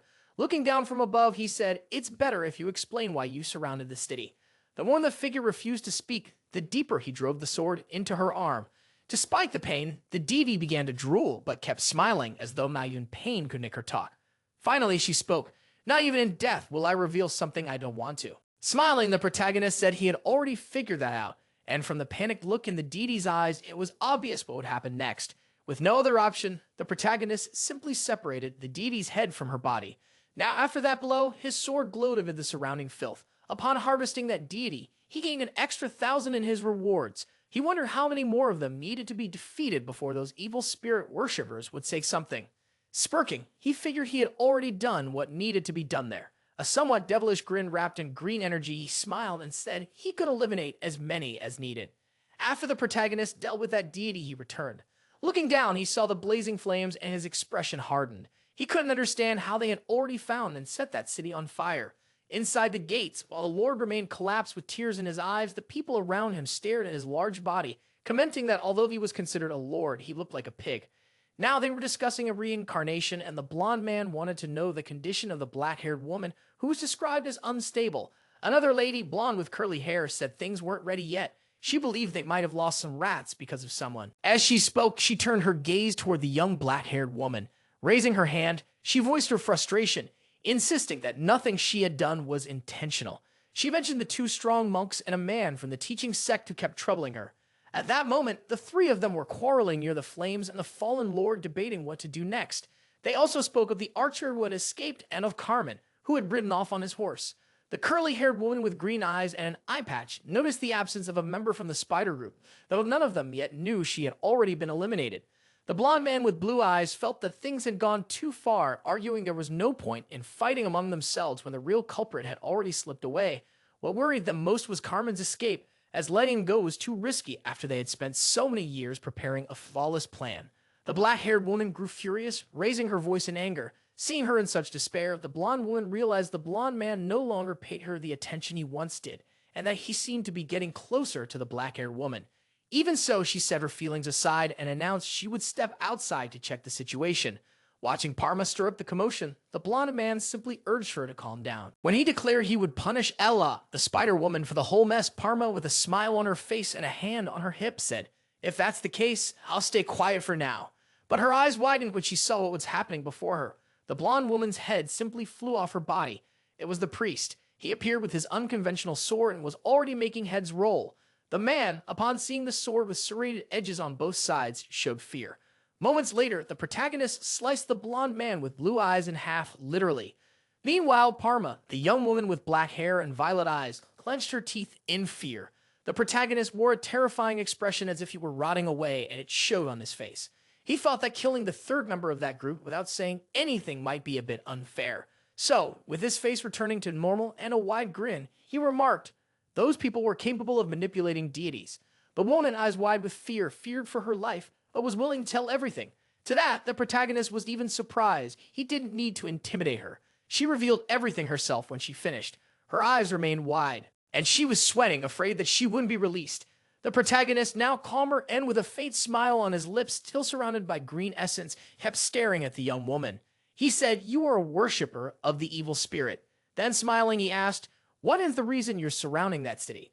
After hearing the story, he found it all more interesting than he had imagined. She pointed to a giant head that looked like a living meatball, explaining that this was the reason they had taken so much time. Pointing upward, she added, "Everything had been perfect because we spent 3 years preparing for it." That thing seemed to have died, and it quickly rooted itself into the ground.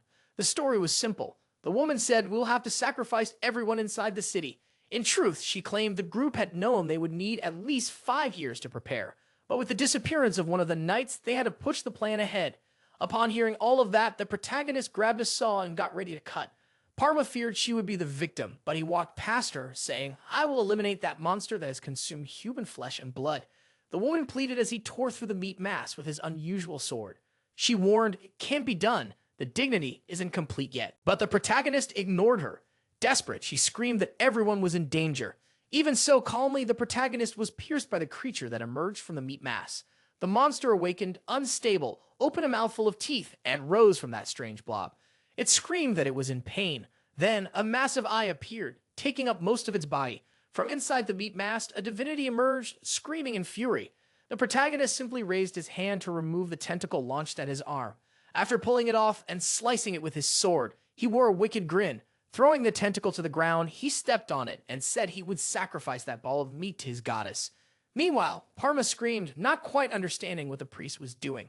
She desperately said she didn't know what might happen if he kept provoking that creature. But rolling her eyes, she accepted that this was punishment coming from the protagonist's hand. As soon as he eliminated the creature, Parma gained another 1,000 divinity points. Now her total divinity was 8,592. Just like the worshippers of the evil spirit, he had also extracted the Lord's divinity. Since the man was still lying on the ground, it was easy to collect his divinity. He knew that all he needed to gain a new authority was 10,000 units. Meanwhile, the large-eyed monster salivated while looking at the protagonist. The priest thought that if he tried to cut that meat blob with the slayer, a monster would regenerate. On the other hand, if he kept fighting, he would end up defeated. He knew that strange being wasn't like the Spider Queen, who had a weak point, while he thought the creature, full of tentacles and with a gigantic eye, fully emerged from the meat mass.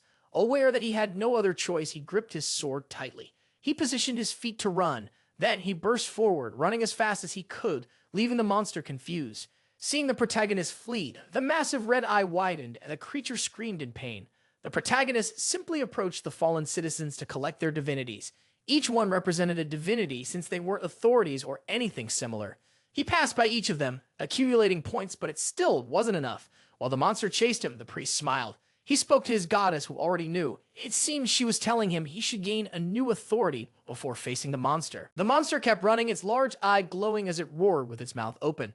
Within its field of vision was the protagonist, who, from the monster's perception, appeared in black and white. The monster was already close. When it stopped to scream, the ground cracked violently. At one point, the protagonist had to stop and cover his ears as even the monster's voice was overwhelming. That walking disaster hurled its tentacles in the priest's direction. He looked back, already moving to grab his sword. As the tentacles flew, the monster shattered much of the ground and the surroundings, but they landed very close to the protagonist, who leaped backward and shouted for the goddess. While the huge monster screamed in pain, a massive hole opened above its head. From the enormous opening, the monster saw, shrinking in its eyes, the descent of the goddess's monster. The white giant brought its hands together for a devastating blow. It was the signature move of the white giant sent by the goddess, who struck the monster from above. A massive explosion of greenish dust could be seen from afar. Clenching his teeth, the protagonist already knew that one strike wouldn't be enough, but it had left the monster even more furious. Now that beast was gnashing its teeth at the great white giant. Even so, it also plunged its tentacles into the giant's body. Seeing that scene, the protagonist grew in rage, watching the corruption giant being impaled. He knew the giant alone wouldn't be enough, but he still asked the monster to do its best. Meanwhile, the priest was thinking of a way to gather more dignity and thus more authority. To do that, he would need more victims left behind by the fire along with the worshippers of the evil spirit. Since that was the case, he ran through the flames. However, many of the bodies had already lost their divinities. The fire had covered most of the area. The goddess warned the priest that most of them were no longer useful. Had the protagonist known, he would have harvested the divinities before confronting a trio of evil spirit worshippers. As he ran, he thought about how the number of accumulated units so far was only 9,237. Stepping firmly through the blaze, he reminded himself that he just needed a little more. He focused his thoughts while running through the flames. At a certain moment, something curious caught his attention. A large explosion occurred very close to him. It was so powerful that he had to raise both arms to shield himself from the debris. With his special sword in hand, he looked to defend himself. Meanwhile, the monster tried to hurl its tentacles toward the protagonist. Thanks to his skill, he managed to stop some of the tentacles with his saw. He preferred to run and collect more units rather than engage in a doomed fight. While that sticky monster screamed the only word it seemed to know, it cried out that it hurt. Now it was above the protagonist, trying to strike by surprise. Although it attacked, it wasn't successful as the protagonist simply dodged. The monster, already highly evolved, ground its teeth in hatred and rage. Meanwhile, the protagonist, with his green eyes and saw in hand, stared the monster down. Now that tentacled beast had feet that were nearly human. Its appearance was also much closer to that of a human. It no longer had tentacles. The protagonist, now face to face with the monster, noticed it had undergone a significant change after fighting the giant. That monster, with only one eye and clenched teeth, opened its hand toward the protagonist. It appeared to be smirking slightly as it watched the protagonist from afar. After opening its hand, several tentacles emerged and were launched toward the priest. The priest looked at the creature before him with focused eyes.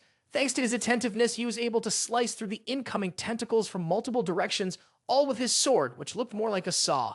Of course, the monster didn't like having its tentacles shredded. But the protagonist wasn't going to stop there. He lunged toward the monster, intending to slice it too. As he prepared this attack, his green eyes intensified, noticing something different. The monster had closed the distance too fast and was already in an attacking stance. It managed to grab the protagonist with several of its tentacles. The monster appeared to be exerting force, trying to hold the protagonist tightly. It also ran, seemingly trying to slam the protagonist into the ground. The priest, now upside down, noticed the ground drawing nearer and nearer until he was thrown with full force into the earth. Upon impact, he cracked the surface, lying there with his arms spread. He looked up with a mocking smile. "I'm fine," he told his goddess. "In fact, I consider myself really lucky." Then he asked, "Do you remember what the worshippers said earlier?" He reminded her. They said the large man lying on the ground was a lord. Placing his sword on the ground for support, he stood up. He seemed to struggle a bit to stay upright. As he rose, the foot of the enemy watching him came into view. Not only was it watching, but it was already preparing a new attack move. From a distance, the priest noticed the glow radiating from the beast he had been seeking. Realizing his time was short, still smiling, the priest asked the goddess to harvest all the divinities. After saying that green flames engulfed the place, it became clear that his divinity was increasing rapidly, especially since that was a concentration of soldiers. As soon as his divinity reached 10,000, the protagonist already wore a different expression. While the monster stared at him, it wondered what he was doing. But the priest simply stopped within a core of green essence. It began to radiate. The monster just watched. The priest asked the goddess to accept his offering of 10,000 units. The divinity appeared behind the protagonist as a beautiful woman wrapped in shadow. The monster, seeing this, didn't seem to like the green light and didn't know what was happening. Now, around the protagonist, black flames surrounded him from all sides, which caused even more confusion and astonishment in the monster, who could only watch. At a certain point, it noticed that the protagonist was walking toward it, with the expression of someone ready to fight. The protagonist had a calm gaze and seemed to have something very interesting in store for the monster in front of him. The priest's sword already had its saw blades properly set in place. The protagonist closed his eyes, excited, as he said the monster was about to feel an immense level of pain. With that, the beast widened its red eye and bared its teeth. The protagonist, now with his usual neon green tattoos, asked the beast to watch closely. But of course, the monster wouldn't just stand still. It was already preparing a new attack.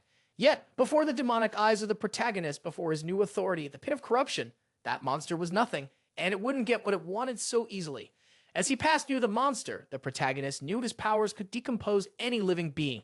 He was satisfied, for he had managed to use the scripture of corruption while the monster simply smiled. Using the corruption rosary had paid off. Now he could choose which part of the body would decompose. The monster was shocked when it noticed its hand was deteriorating to the point of falling off. Looking at it with sarcasm, and the priest wanted to know how good the monster's regeneration was. The monster, eyes wide, couldn't tell whether it was gaining decomposition or regeneration. Even so, the protagonist wouldn't wait. He had his sword and would saw the monster apart. The weakened monster, with its red eye frozen, begged the protagonist to stop. But for that rival, it was already too late. The priest's sword had already pierced through what remained of its body. As he split what was left of the monster in half, the priest told his goddess, satisfied that he had succeeded. Now the priest held a sphere surrounded by pink energy, and the hand of the goddess also held it. That glowing sphere was a relic the protagonist had chosen to offer to the goddess. As the goddess received the offering, the protagonist asked her to release one more seal. When the offering was finally accepted, a great green light emanated and enveloped the priest. Once again, daylight broke, and Mark still had the sphere in his hands. His large green eye gazed upon the landscape ahead of him. That part of the city wasn't destroyed, and he noticed someone approaching. The protagonist looked somewhat excited at the approaching figure and seemed to recognize her. The figure before him appeared to be a young girl with bandaged arms, just like the hand of the goddess. The young girl looked at the boy and placed her bandaged hand on her face. As usual, the priest looked at that girl with a smile.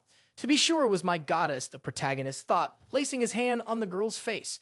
A genuine smile spread across his face as he knew it was her. The girl, a child who could barely walk, asked the protagonist, "Why am I still a child?" When the protagonist tried to ask the goddess something, the girl simply looked at him, trying to hear clearly. The priest wanted to know if another deity's divinity was flowing inside that dead incarnation. He wanted to find a way to acquire it, but she was already dissolving, turning into dust. However, the girl raised her bandaged hand toward that dust. She seemed to be straining, her expression firm as she thrust both hands toward the dissolving remains. She knelt and began to cry. Realizing she couldn't contain the divinity, the priest smiled and said, "You don't need to try so hard. You can simply return and stay by my side." The girl returned, hugging the protagonist. She seemed calmer as he said, "It's because everything is a mess." The girl cried while looking at the protagonist, saying, "I still can't return to my original form." Holding the green sphere in hand, she said they had now unlocked the seal of the sacred relic with 10,000 divinities. She asked the goddess to grant her a favor while saying this. The sphere glowed green, just like the eyes of the goddess of corruption when he said he would need a new authority from the heavens. An intense light appeared. The intense light that descended from the sky formed the core of a massive energy.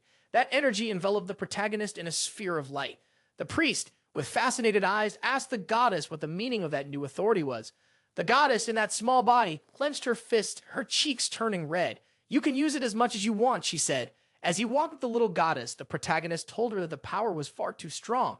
Smiling, the protagonist thought that the curse of corruption he had just received was an authority dangerously close to the demonic. With that authority, all living beings within the range of a small city would rot slowly. To the priest, it would be fine if they were villains or people who had already passed, but doing that to innocents would be wrong. With the relic shattered on the ground, the next question was why the sacred relic had been sealed inside an incarnation.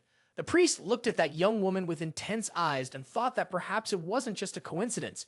With what was left of the relic, which was slowly vanishing, he wondered if the goddess was being used. If that was the case, and they were creating the incarnation with the goddess's powers, they would have a serious problem. Looking at the young goddess and thinking about the problem already gave him a headache. He had received many attacks imbued with divinity and now felt dizzy in front of the goddess. Moments later, the priest collapsed unconscious on the ground. The young goddess, with brown eyes and black hair, cried. In her eyes were reflected the priest's green ones. Her tears now fell onto the protagonist's face, who lay on the ground. She wept, seeing that he had reached his limit.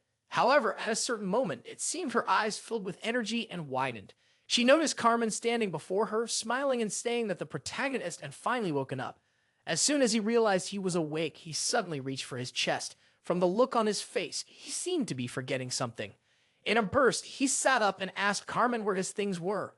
The young man asked Priest Manhwa to calm down and promised to explain everything. But the priest, in a panic, screamed and demanded his things immediately. However, when he heard the goddess, his essence within him, he gradually calmed down. Harmon understood that the item wrapped in cloth was of great importance to his friend, the priest. That was why he handed him the sacred relic of the goddess, allowing the protagonist to hold it once more. Much calmer, he said, "I thought I had lost it." Carmen replied, "I believed it carried meaning, so I kept it. Even though others said it wasn't worth bringing along, I held on to it for you." The protagonist, radiant as if he had just received a priceless treasure, pressed the relic to his chest. Seeing him so joyful, Carmen placed a hand on his shoulder and said, "It's nothing." His friend recalled that if not for the priest's sacrifice, when he had acted fearlessly in Kelton, things could have gone far worse. Now the priest wanted to know exactly where they were.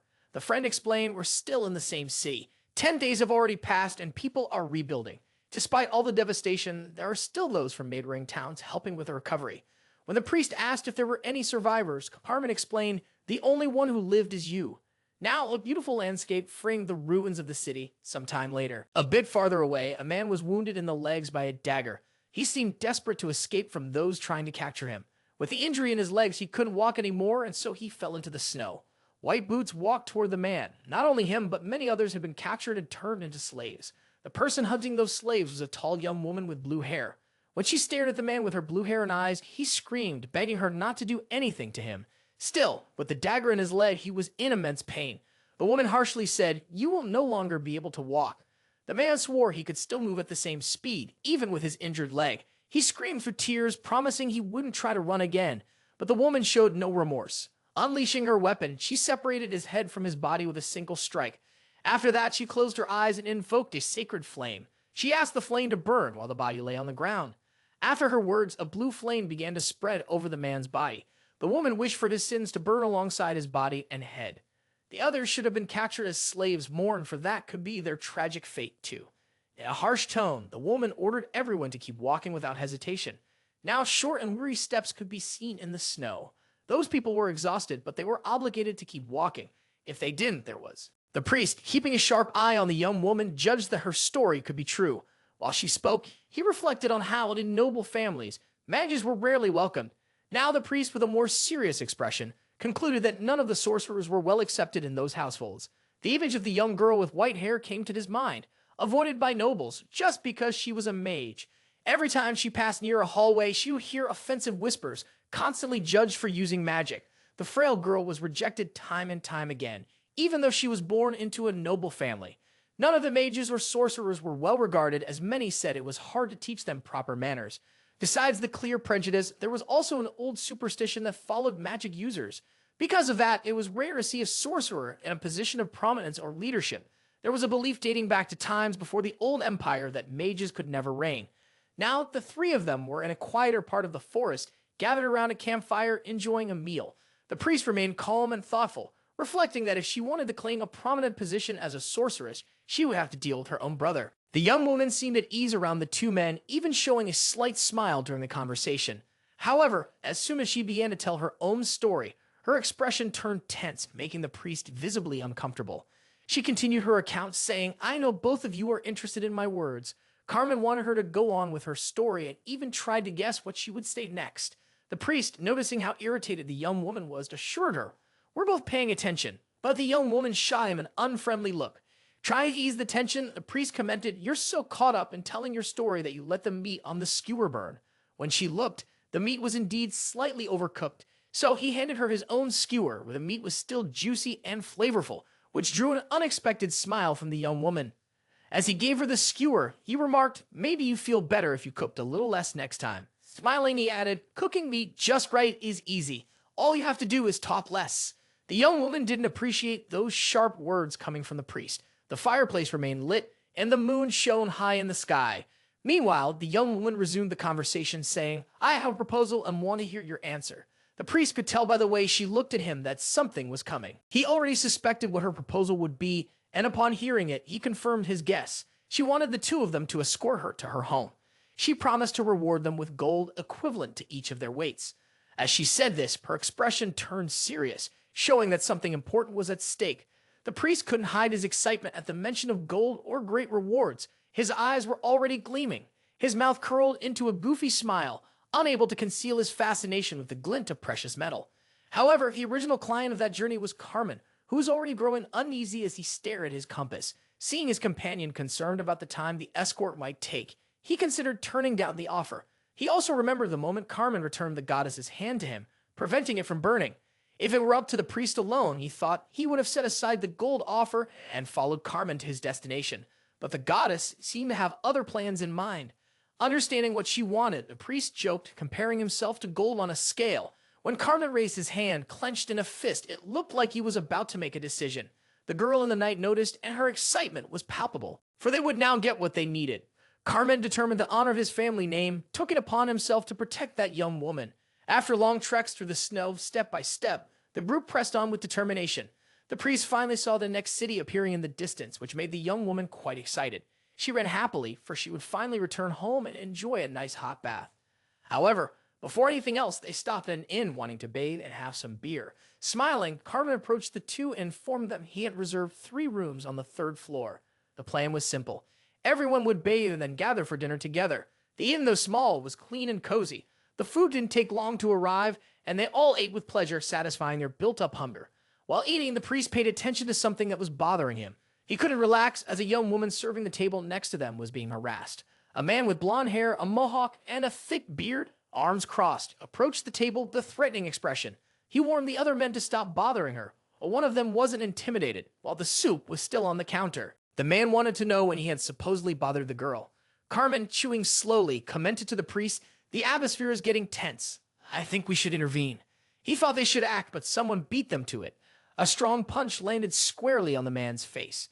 The impatient one was the white-haired young woman, clearly outraged by the situation.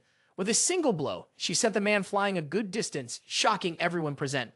The priest, standing at the back, observed the scene with a satisfied expression. When another man tried to act disrespectfully, a hand grabbed his head firmly. His face was slammed against the table with force. It was the priest who wouldn't tolerate disrespect before his eyes. After the impact, he lifted the man's head to see if the punishment had been enough. Seeing the man had learned his lesson, he let him go with a smile on his face. The young woman, after dishing out her own lesson, was applauded enthusiastically by the crowd and the tavern owner. Carmen, in turn, was gripping another man by the collar, one who had also acted disrespectfully.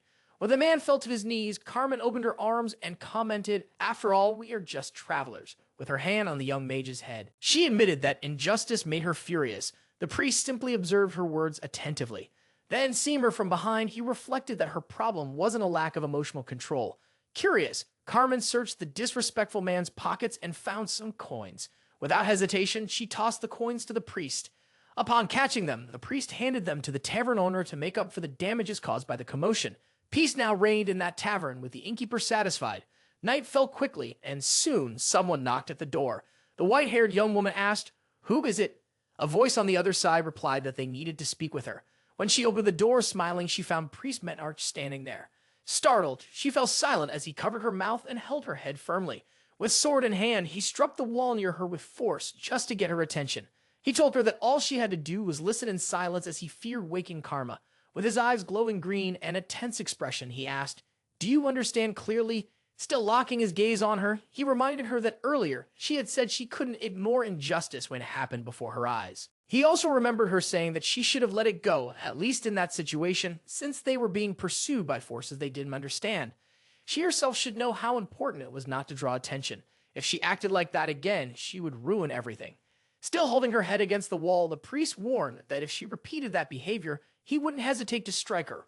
Pointing that object at her with a threatening look, he cut off any attempt at a response. He asked if she had understood, demanding that she nod slowly if she had. The girl, eyes wide with fear and furrowed brow, nodded in agreement. After realizing she understood, he gave a small, crooked smile.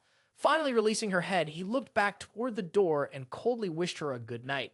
After he left, the girl remained frozen, breathing heavily with her mouth open, shaken by the intense scare. Leaving the room, the priest spoke to his goddess, explaining that he had to act that way to prevent the situation from escalating. As he walked down the hall, he said they couldn't risk being discovered at this point in the mission. While he talked with the goddess, the young woman remained in the room, now sitting on her own legs. Overwhelmed by a feeling of desolation, the priest knew there wasn't much he could do. The girl seemed to suffer from a compulsive disorder related to justice. At that moment, the scene shifted, revealing a grand, luxurious mansion. Inside, someone needed to explain why the attempt to kidnap Dia had failed, while another person sat silently. The person reporting trembled with fear. More financial resources will be needed to continue the mission, he explained. But the contractor, irritated, replied, "I've already given enough money," his nails painted black. He called the informed government closer. The man who received a slap across the face was the regional manager of the World Secret Organization. Now the employer demanded, "Explain in detail the reason behind the operation's extra cost." Sitting on the floor, the manager touched his face, still red from the blow, trying to think of how to explain. With lips trembling from fear and sorrow, he took a deep breath and summoned the courage to speak. He thought of his wife and children and knew that if he didn't face the situation, he would be putting both his life and his family's at risk. Still, he bowed until his forehead touched the floor, demonstrating submission and desperation. He said everything had happened because of the interference of a priest devoted to the dignity of preservation. He explained that the priest involved was known as the Demon Slayer. Upon hearing that name, the noble-looking man became even more enraged, baring all his teeth in fury. The manager, seeing the fury before him, decided to reveal that this priest wasn't just any man. He explained that the priest had defeated a demon that transformed into a colossal monster. He also reported the priest's recent feats in Kelton, where he had killed a creature created by the cultists. He recalled that the man had faced everything alone and had thus earned the title of arch-nemesis of evil spirits. That man with pointed ears and golden eyes began paying much closer attention upon hearing of such deeds. The manager then added that the priest was also accompanied by the eldest son of Valtis. It was at that moment that the golden-eyed man asked, "Are the two in possession of Dika?" Still on the ground, the manager gave a timid smile upon hearing he would receive more resources to continue the mission. With a threatening gaze, the man ordered, next time, success must be guaranteed. Despite the slight smile, the manager was sweating and gulping nervously, clearly intimidated. Meanwhile, in the same inn, within the quiet of his room, the priest was tending to the little goddess. He told the tiny one that perhaps he had been too strict with the white-haired girl.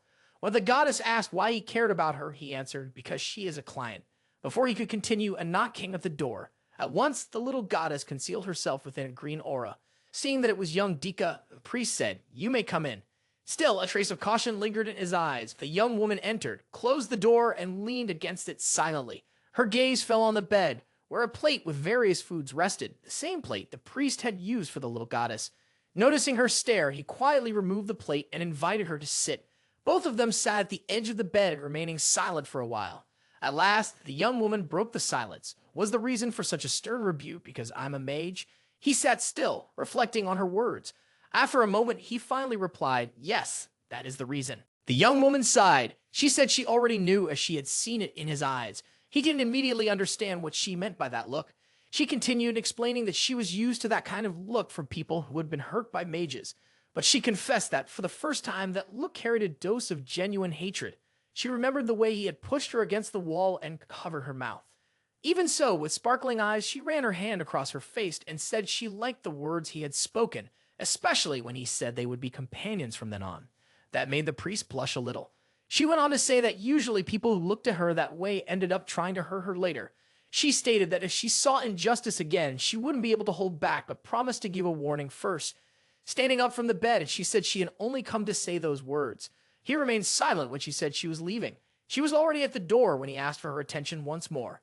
She stopped and looked at him as he walked up to her, scratching his head and admitting that he had been too harsh. Now, with his face lit up by a sincere smile, the priest acknowledged he had been rude. Upon hearing that, the young woman gave a small smile. She told him that he was finally looking at her the right way, and that made her happy. He closed his eyes, trying to maintain seriousness, even while smiling. "Are you being sincere?" he asked. Very excited, she asked, "Have we now made peace? Can we have no more resentment between us?" Laughing, he replied, "On my end, everything is fine. I hold no grudge against anyone." She gave a slight smile, winked at him, and, slightly blushing, said, "I'm looking forward to starting that adventure." After she left, the priest continued feeding the goddess. He reflected that in the end, mages were also just people. Even hearing a few complaints from the goddess, he felt content because her voice brought him peace. The little goddess, while eating, said, "You're finally starting to understand." As always, he felt happy feeding the little one, who seemed to be eating well. A few days later, still at the same inn, some citizens arrived, already intimidating everyone outside. A large bald man kicked the door open, shouting for the priest. He threatened a blond man with a mohawk, saying, "I'll destroy everything here if I don't find him."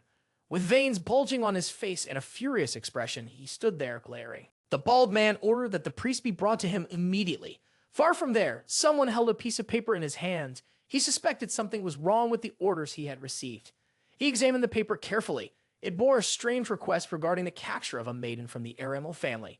The paper gave off a faint trace of a priest's scent, someone the man didn't yet know well. At the bottom of the document was a drawing of the protagonist's face, identified as Ark, the declared enemy of evil spirits. The man studied the image carefully, sweating profusely and scratching his cheek. As he stared at the priest's face while holding the paper, he heard someone call his name. One of the subordinates informed him that the priest was nearby, but the silver-haired woman was not with him. Sajida grew irritated almost immediately and demanded to know exactly where the priest was. He wanted to understand whether that man was looking for a fight or setting up a trap. As he stepped out of his tent, he found the protagonist gripping the neck of the burly bald man. Without thinking twice, Sajida ordered all the subordinates to lower their swords immediately. Noticing that the vassals were slow to obey, he grew even more frustrated. He shouted even louder, his face twisted with rage. His tone was so threatening that the mercenaries began to reconsider any thoughts of disobedience. At that moment, Sajja realized he had overlooked something very important in the contents of the request. He walked forward, face flushed with fury, reflecting on the size of the mess they were in. The priest, meanwhile, simply watched the man approach, not moving a single muscle. Sajja's face showed clear discomfort at the presence of that intimidating stranger. Trying to appear calm, he forced a smile and asked the priest politely, "Are you the one called Menarch?" He then asked kindly, "Would you release what you are holding in your right hand?" Without hesitation, the priest let go of the brute, causing him to fall to his knees. The protagonist then stated that he wished to have a direct conversation with the leader of the mercenary group. With a firm smile, he made it clear that he wasn't there for gains, but neither was he seeking trouble. The man introduced himself as the captain of the Redbird mercenaries and revealed his name, Sajida. Sometime later, inside the captain's tent, the priest was invited to sit and offered food and drink, while Saja drank. The priest declined the alcohol, saying he wasn't a fan of that kind of beverage. After a sip, Sajida set his cup on the table. He thought that if the priest drank a little, the conversation might flow more easily.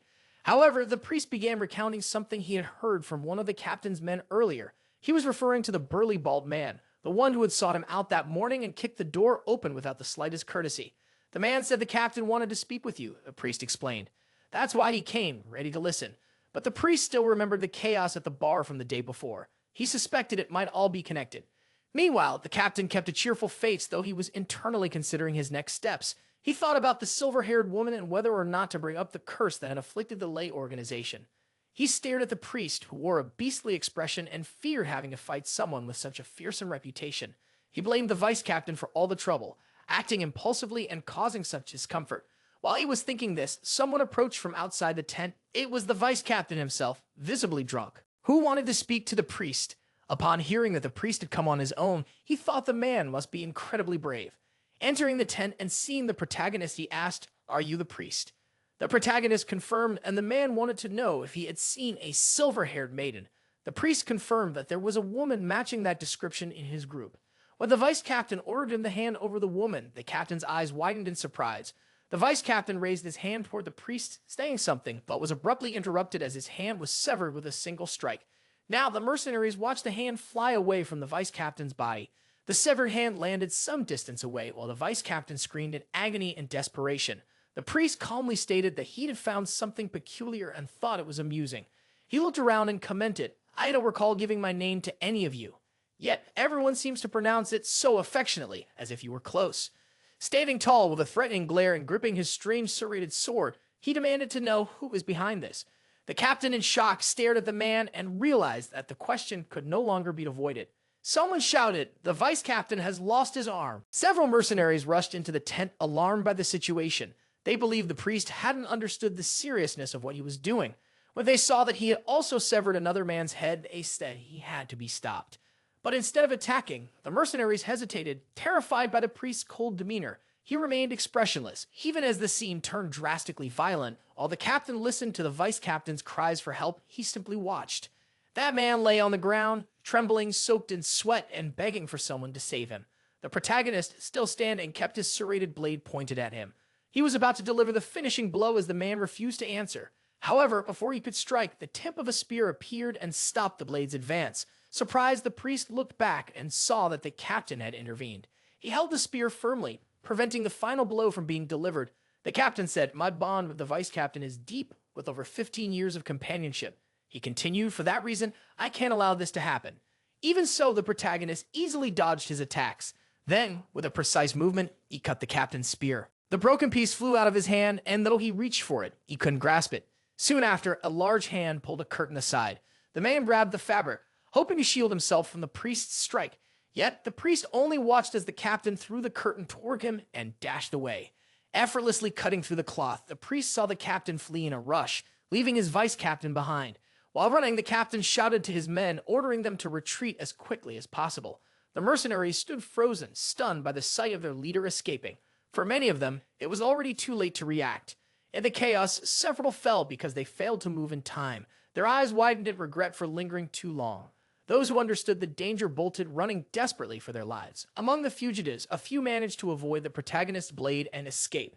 Realizing that escape wouldn't be so simple, the captain stopped and grabbed another spear. He assumed a defensive stance, knowing he had no choice but to face the truth. Staying alert, he watched as the protagonist slowly emerged from the tent, ready for another clash. The priest, in silence, communicated with his goddess, knowing he had to capture the true mastermind behind the tracking. His body began to emit a green essence, while his eyes gleamed with an intense light. Saja continued to fight fiercely. His eyes already revealed the threat he carried. But when he hurled his spear toward the priest, the opponent shoved one of his allies in front, letting him take the blow instead. Wasting no time, the protagonist positioned his sword precisely before the enemy. The opponent quickly realized things were going to get a bit more complicated from here, especially when he saw the priest wasn't playing around. The priest simply sliced the man in half. Now the priest ran after the captain, clearly aiming to cut him down just like before. Knowing escape was impossible without a fight, the captain grabbed a new spear. Repositioning himself firmly, he knew he had to block the attacks coming his way. Fortunately, he managed to stop the priest's sword from piercing his flesh at that moment. It was a close call, and the second strike nearly hit him too, leaving him visibly shaken. While gripping the spear tightly, he shouted to his subordinates, "Head to the vice-captain's tent." The battle was intense, and even while fighting, the captain wanted to make sure someone checked on his friend. For now, he could still avoid being struck directly by the protagonist's blows. Watching him, he noticed that his eyes were now completely green, like the most vivid leaf. Every time he looked at the priest's face, he felt that sooner or later he would be fatally struck. And now the priest stood right in front of him, fist clenched and with that intense green stare. This time the captain couldn't simply block the blow and was struck with force. From the impact, a blinding light and dust erupted, covering much of the area around them. As the priest landed the hit on the captain, his face held an enigmatic expression. Even in the middle of the fight, he let out a sincere smile. He was pleased. It had been a long time since he'd faced someone with such high resistance. He liked seeing that the captain had managed to withstand a blow and was still alive. Even so, the pain on the captain's face was clear. He even clenched his teeth from it. At that exact moment, the captain shouted that someone was firing at them. The priest looked around, unaware that an archer was hidden among them.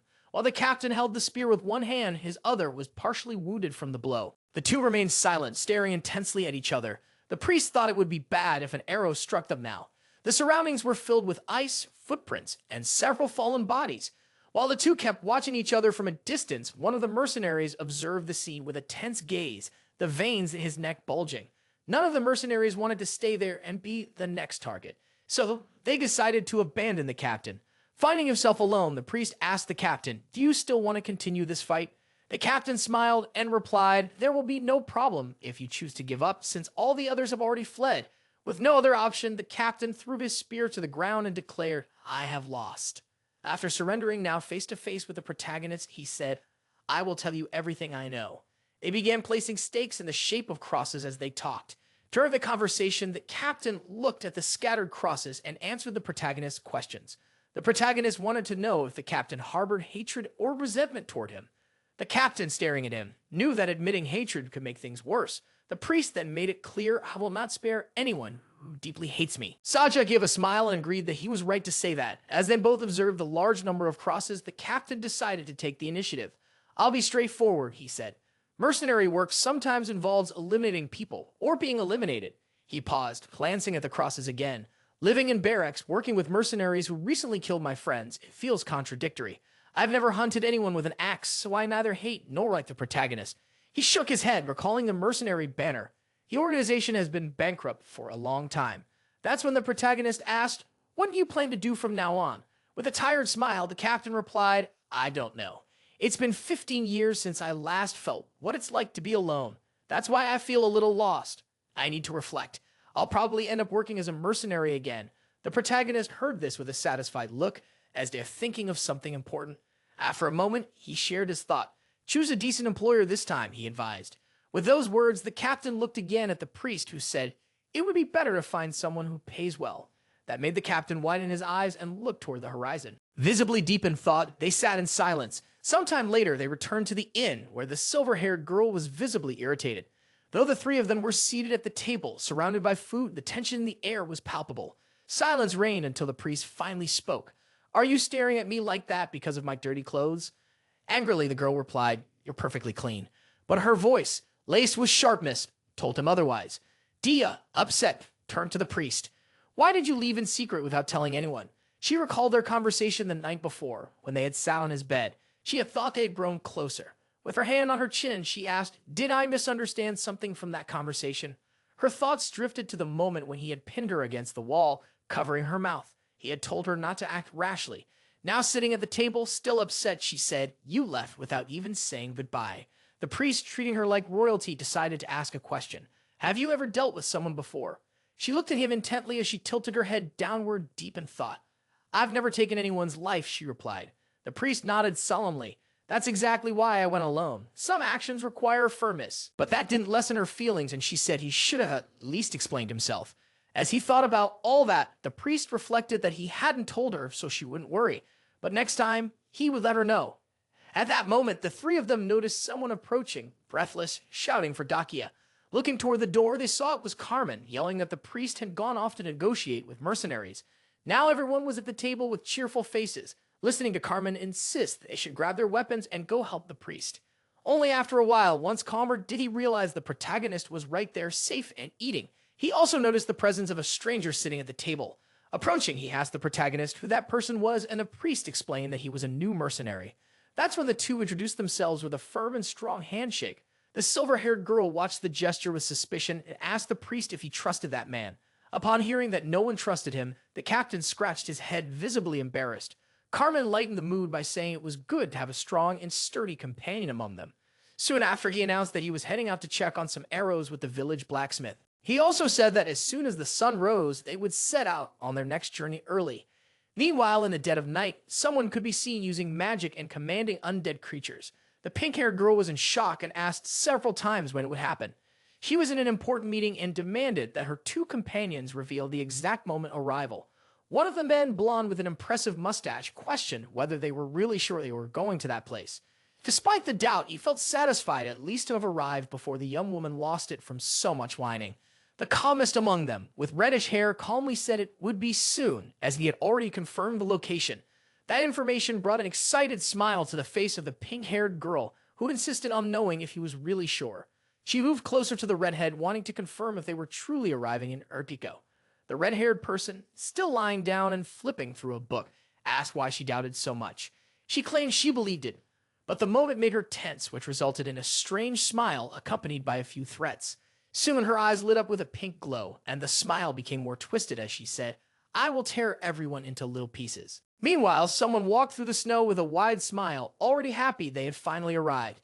It was the silver-haired girl who stopped and looked back while chatting cheerfully with her friends. Carmen observed the city of Urtico in the distance and said, "I can't wait for a hot bath." From afar, a figure watched the group, not immediately recognizing who they were. But as soon as he identified the priest and the protagonist, he turned his gaze in their direction. The person started running urgently and asked, "Is he really the Demon Slayer priest?" The man took the protagonist's hand and said, "I'm begging you with all my soul." He pointed in a direction and pleaded, "Please speak with someone who needs help." That person won't listen even to the city's lord and continues summoning undead without pause. The man told the priest, "I'll pay you well." Manhwa placed a hand on his head and said, "I don't believe that will change anything." The man insisted, "At least try." The captain, looking at Carmen, concluded that it wouldn't hurt to try. With a distressed face and terrified eyes, the man said, "My companions and I are at our limit." He described how the undead roamed the city every night, terrorizing the population. As he pleaded, the protagonist remained still, silently listening to the desperate requests. Opening his arms toward the man, he told him not to expect much, but it lit up the beggar's space. The priest declared he would help and said he would catch up with the group later, asking them to go ahead and find lodging. Smiling, the silver-haired girl said it was all right and that they would move on. Now, walking alone in the snow with a lit torch in hand, the protagonist reflected on the priests. He wondered why, out of all of them, the chosen one had to be the trumpeter of rest. He was a strange type, but also unique, recognized by the other gods as deserving of authority. On a random occasion, and for no apparent reason, the gods had granted a human the gift of summoning. This gift consisted of awakening the dead and bearing the title of trumpeter, of the dead and of rest. The chosen ones were then to wear a special robe and dedicate their lives to serving the dead. The reason they lived this way was a deep mystery, and the sound of their trumpets remained enigmatic. No one understood why someone would want to awaken the dead, but trumpeters appeared in places full of corpses. There they blew their silent trumpets and gathered undead armies around them. Nobles and royalty limited themselves to watching from the window, holding golden goblets filled with lit gold and encrusted with diamonds. They never dared to touch the dead, commanded by the trumpeters of rest. It made sense as no one wanted to face an undead army that grew larger every night. With slow steps in the snow, the protagonist pondered that it was something anyone would want to avoid. Smiling with irony, he imagined that the trumpeters of rest must live in complete solitude. As he approached the trumpeter, still holding the torch, the protagonist greeted him with respect. However, he received no reply as the mysterious figure merely watched him in silence. The priest then commented that many had already tried to speak to him, but she couldn't refuse a request for help. Still smiling, he said that for ordinary people, the wandering of the undead was disturbing and disgusting. He looked at the dead, then at their master, and asked if there was a greater reason for being there. The trumpeter said he didn't stay long in any city, always moving from place to place. Then he revealed it was because of the followers of the evil spirit that he needed to keep moving.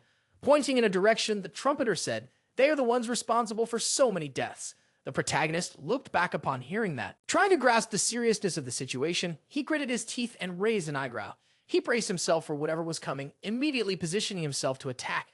Convinced it wouldn't be like what had happened in the city of Kelton, he dashed toward the city, determined to prevent the same horrors from repeating. After a long time, someone walked through the flames, searching for something that seemed lost. It was the pink-haired girl, complaining that he was nowhere to be found. "But my companions have already confirmed he entered the city," the red-haired man insisted. Pointing at him, the girl demanded, "Find him quickly, without wasting time." The blonde man with a large mustache, however, asked them to wait. "I've just located him amidst the flames," he said. He pointed in a direction and looked away, as if hesitating to face what he saw. Indeed, it was the protagonist emerging from the fire, causing a stir in the pink-haired girl. The priest now carried a wicked aura, with only one of his green eyes glowing intensely. A grin, bordering on madness, spread across his face. He thought to himself that he would finally witness a place like this. The mustached man watched as the priest emerged from the flames, his name tied to an unusual sword. The weapon lay within the fire. It was the priest's ritualistic saw, already well known. He walked through the flames as if his jagged blade could slice even the fire itself. Seeing the pink-haired girl's excitement, the priest thought he would need to stay calm. Showing his teeth in a sinister smile, he told himself there was no need to worry about that. He stared at the mustached man and spoke to the goddess, claiming he would take care of that cursed mage. That man had been responsible for his death back then, right at the beginning of his journey. It was him who eliminated both his savior and the protagonist himself without hesitation or mercy. He remembered the day he opened his eyes and saw that it was snowing. He recalled raising his hand, thinking that he had always carried unnecessary worries. He also remembered how someone had been walking through the snow, looking in his direction. It was a young man who seemed to have found something unexpected among the fallen flakes, and so the man decided to get closer and check if the fallen person was still alive. The protagonist lay on the ground, arms spread, lost in the endless white of the blizzard. The man was seeking an answer as the snowstorm grew more intense. That was the moment the protagonist opened his eyes and met his savior. The man, whose name was Shantucks, carried the protagonist on his back through the thick snow. Despite being an ordinary person, he was neither too young nor too old. That calm man took the youth to his home and began caring for his health attentively. When the protagonist woke up in that place, he wasn't bombarded with questions by the stranger. In that simple home, all the man said was that he could stay there as long as he needed. Above the door was a crest that indicated he was a priest of the goddess of preservation. Additionally, he was also a gravedigger, living on the outskirts of the city, far from urban chaos. One day, while helping him dig, the protagonist asked why he had been so kind and had saved him. The man paused, smiling calmly with the shovel still in hand, and answered simply. With a friendly look, he said, "I just felt like helping someone in need." Back then, the protagonist wasn't used to smiling, but he learned a new kind of smile that day. That light and happy expression became something special, etched into the young man's heart. Shantucks helped the elderly, children, and anyone in need, never looking for a reason. Trying to follow his example, the protagonist began helping with the children in the village. He remembered living a year of peace, always beside that kind-hearted priest he was. However, everything changed the following winter when he decided to follow in his savior's footsteps. In the snow, he found a man who had fainted. Without hesitation, he did the same, carrying him on his shoulders, taking him home. But he deeply regretted it. He should never have saved that damned mage. After receiving care, the man quickly recovered, then revealed his true nature. With a repulsive grin on his lips, he confessed to being a worshipper of the evil spirit. With dark magic, he tore the protagonist's body into pieces as if he were a toy. He still smiled, pleased with his cruelty as blood stained the snow around them. The protagonist woke again, surrounded by a magical aura of green hue. He noticed that one of the hands he had hidden had somehow slipped out of his inventory. It was caressing his face and cheeks, radiating an intense and mysterious green light. Upon returning home, he had to face the consequences of his native choice. Right at the entrance, on the ground, lay a corpse, brutally slain by the damned mage. Now in the present, he wielded his serrated blade sword and slashed through the blazing flames. The mage tightened his eyes as he finally remembered where he had seen that gaze before. He pointed and said, "You are the gravedigger," staring into the green eyes filled with thirst for vengeance. Sarcastically, the mage placed a hand on his waist and said, "That boy had died long ago." The members of his group listened as the mage explained how he had personally eliminated him. The protagonist clenched his fists tightly upon noticing that the mage was wearing the priest's robes. The long-mustached mage confessed, "I'm not just using the clothes, but also my hand." He displayed his arms and added, "This hand has been extremely useful for a full 3 years." The protagonist's fury intensified, the veins on his face bulging like green serpents. The pink-haired, violet-eyed girl spoke, "I've heard a lot about you." With an eager face, she continued, "I've been looking forward to our meeting," but she was completely ignored. The priest simply swept his sword past her as he ran, his target ahead of him. When he hurled the sword at the mage, the latter raised a magical shield in defense, hiding behind the barrier. The mage remarked, "The priest is nothing like the rumors." He sneered with disdain while the priest growled and barked, "Shut up." At a certain moment, the goddess of corruption raised her hand and a new terror swept across the battlefield. Seeing that, the mage was stunned, disbelief spreading through his entire body. That was when the protagonist effortlessly shattered the mage's magical shield. Now inside, he violently tore off the hand that didn't belong to him. However, he was puzzled to hear the pink-haired girl whispering in his ear. He remembered separating her head from her body just moments earlier. Meanwhile, the mage before him began casting a spell called the Scale of Retribution. That mustache man lifted one leg while performing the arcane ritual. His eyes were those of madness, and his grin revealed every tooth in his mouth.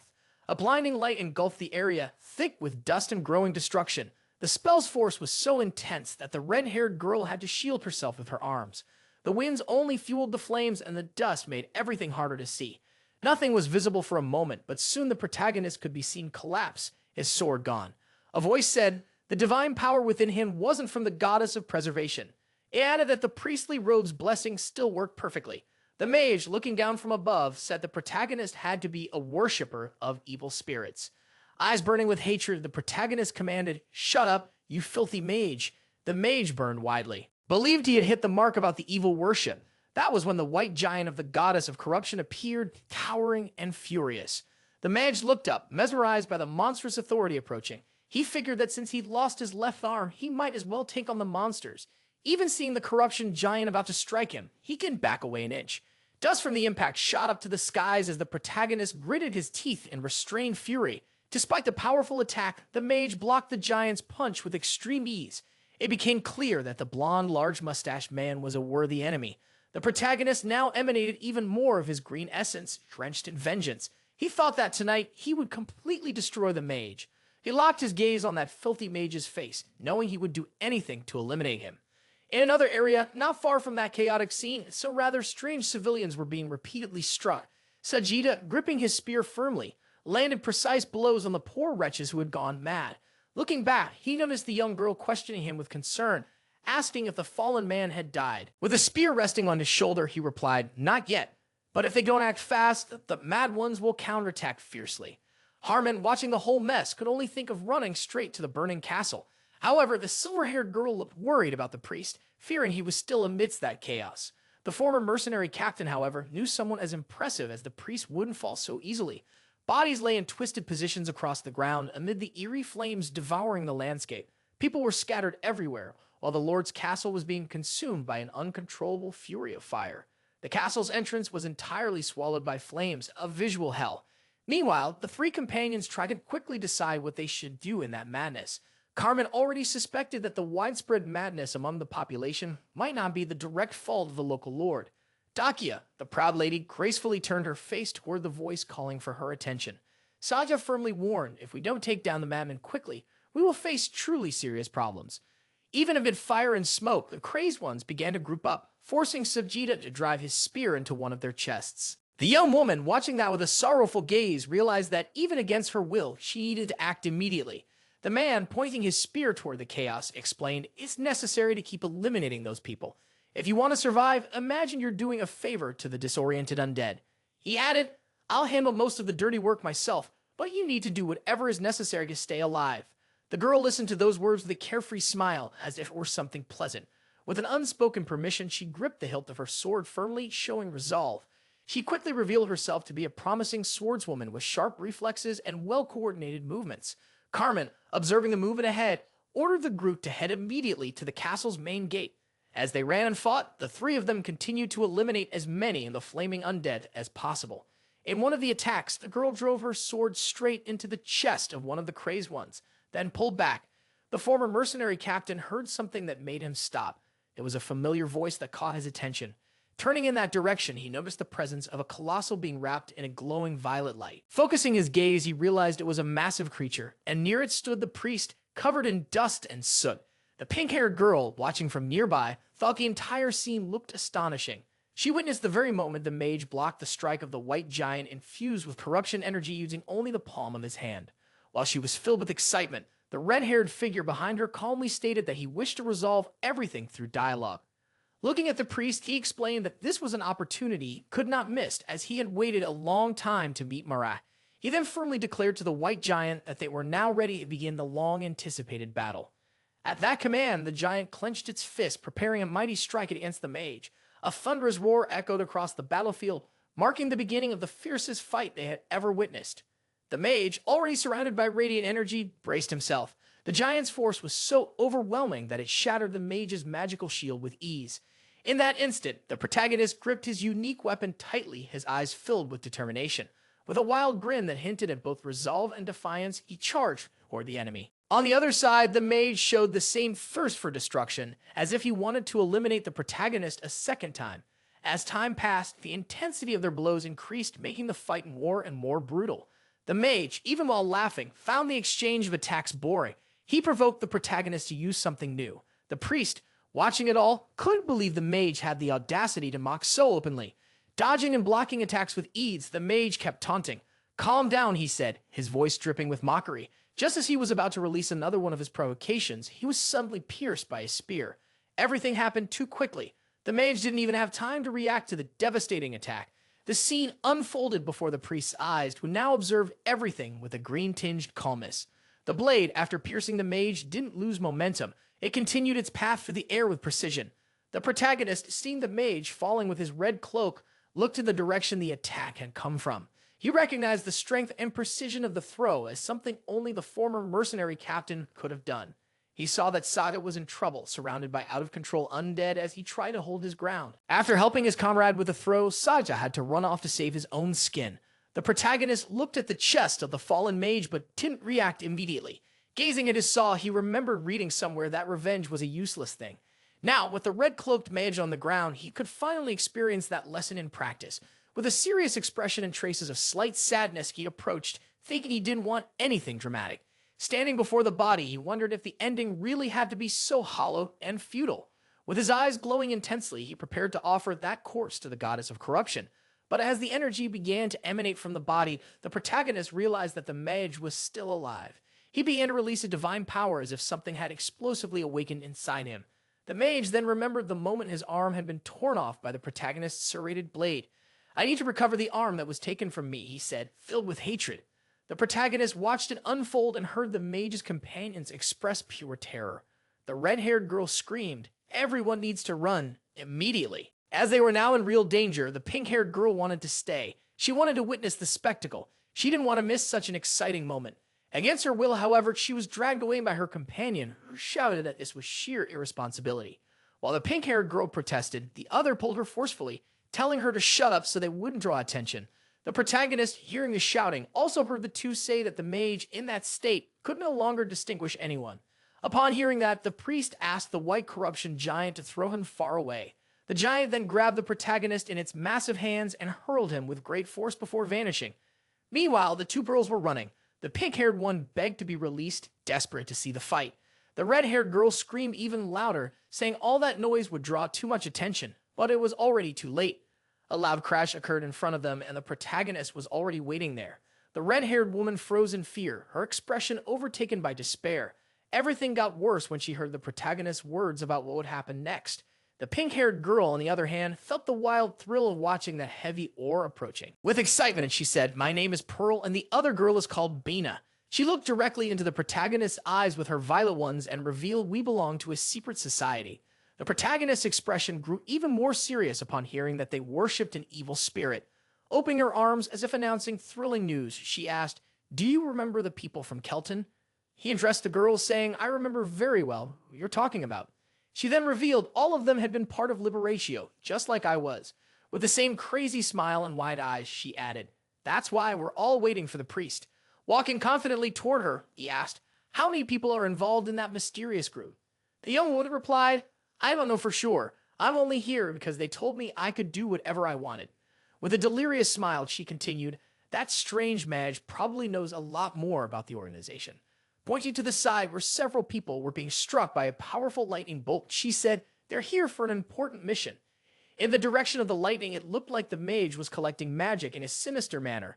The priest didn't care about the mage at that moment. He wanted to understand Liberatio's goal more clearly. That's when the red-haired girl decided to speak, saying she would explain it very well. With her eyes closed and making a hand gesture, she declared their objective was far too simple. Suddenly, she opened a half-crazy smile and stated they wanted to create a new world. She said it would be a place where gods wouldn't exist and no one would ever be persecuted for anything again. The priest simply closed his eyes and adopted a stern, angry expression. Right after, he stared at the girl and asked, "Is that why you burned down the entire city? Is that really how you intend to start a world without persecution?" Opening her arms, she said, "I didn't want that either," and blamed the mage for causing all the problems. To the priest, who was watching her closely, she said, "We still need to collect a few things." When he heard that there was something he had that the group wanted, he became immediately interested. That's when she resumed that strange smile and fierce gaze, saying she wanted the relic he had. She was referring to the artifact held by the incarnation's body, the one he had taken from Kelton. Now the priest gripped the hilt of his serrated blade tightly. Because his suspicion had been correct, he thought of the goddess. He suspected that the group wanted a sacred relic containing her power. He told them that the artifact had been broken and that made everything impossible. The girls thought he was lying. Something like that couldn't have been destroyed. The priest firmly declared, "I destroyed it myself and threw the remains away in Kelton." He took the opportunity to ask, are there other relics like that one scattered around? It was a question not even his goddess had been able to answer. The girl, very excited, replied, "Yes, there are 4 of them in total." It became clear that the red-haired young woman didn't want that information to be revealed. The priest was astonished to learn that there were still 4 more relics besides the one he had already destroyed. His goddess, as the bearer of the sealed power, was beginning to visibly lose her temper. Now, with a twisted expression, the priest understood that he would need to find the other 4. Looking at those girls, he seemed eager to extract more information. With a fading voice, he said, "I need to know who drove the citizens of that city insane." The pink-haired girl, smiling, replied, "It wasn't me. I don't know how to do something like that." The red-haired one grew angry and yelled at her to shut up and stop giving away information. When the pink-haired girl replied that it was just a question, the redhead told her to stop talking to the priest. The priest, enraged, was simply watching when suddenly the red-haired girl's head fell far from her body. The pink-haired girl was impressed, thinking his movement was absolutely spectacular. Even after he tried to do the same to her, she kept smiling, thinking he was simply amazing. The priest had also eliminated the pink-haired girl, but he knew that wouldn't be of much help. After the act, he told the goddess that he had done it for her and in her name. Now, by offering the body of young Bena, he earned 3,000 divinity points in return. Looking toward the young Pearly, he noticed her body was reacting strangely. Even without a head, the young woman remained alive as if she were truly immortal. Observing the city, he thought that now the cause of the chaos had been eliminated, things would improve. With his hand on his chest, he wished for peace. But the goddess quickly warned him of something. At that moment, the priest heard someone calling him from the other side. Turning around, he saw his companions, who informed him that the crazed citizens had suddenly fainted. They wanted to know if the priest had anything to do with it. He smiled and replied, "Yes, I did." Hearing that, Sajida asked, "Was your spear of any help during the battle?" The priest said, "I can't even express how useful it was." As he spoke, he thought it was fortunate that the man hadn't noticed anything unusual. This thought lingered, focusing on the corruption giant that had secretly helped him. The priest then suggested we should keep moving. Something much greater is awakening.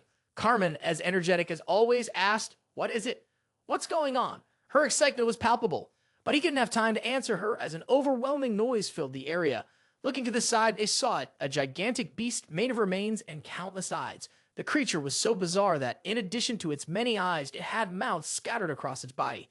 It seemed the monster was absorbing the bodies it found along the way. The grotesque sight was so terrifying that even the usually cheerful Carmen froze, her face locked in a bizarre expression. She turned to the priest and asked, "Is that thing made of human bodies?" The priest nodded. "Yes, it is."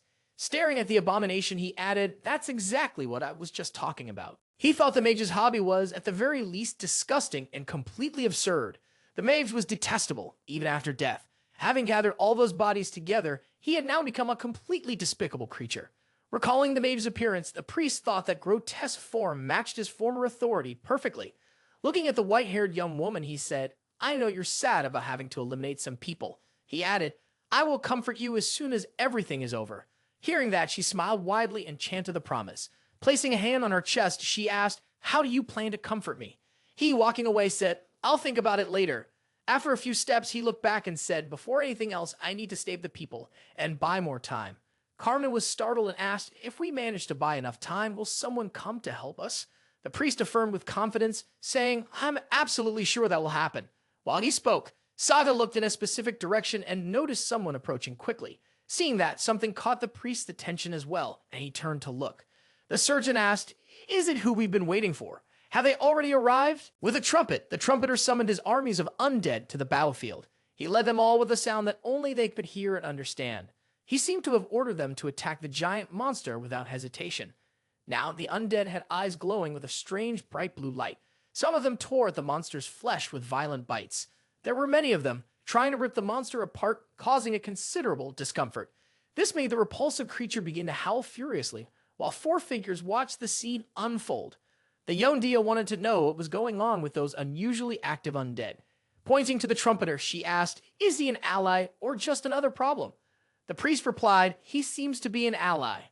As the man continued walking toward them, speaking to those present, the trumpeter said, "Among the four of you, I need someone very agile to assist me." He held his spear and positioned it close to his own body. The agile one will need to grab it and drive it straight into the heart of the deformed monster.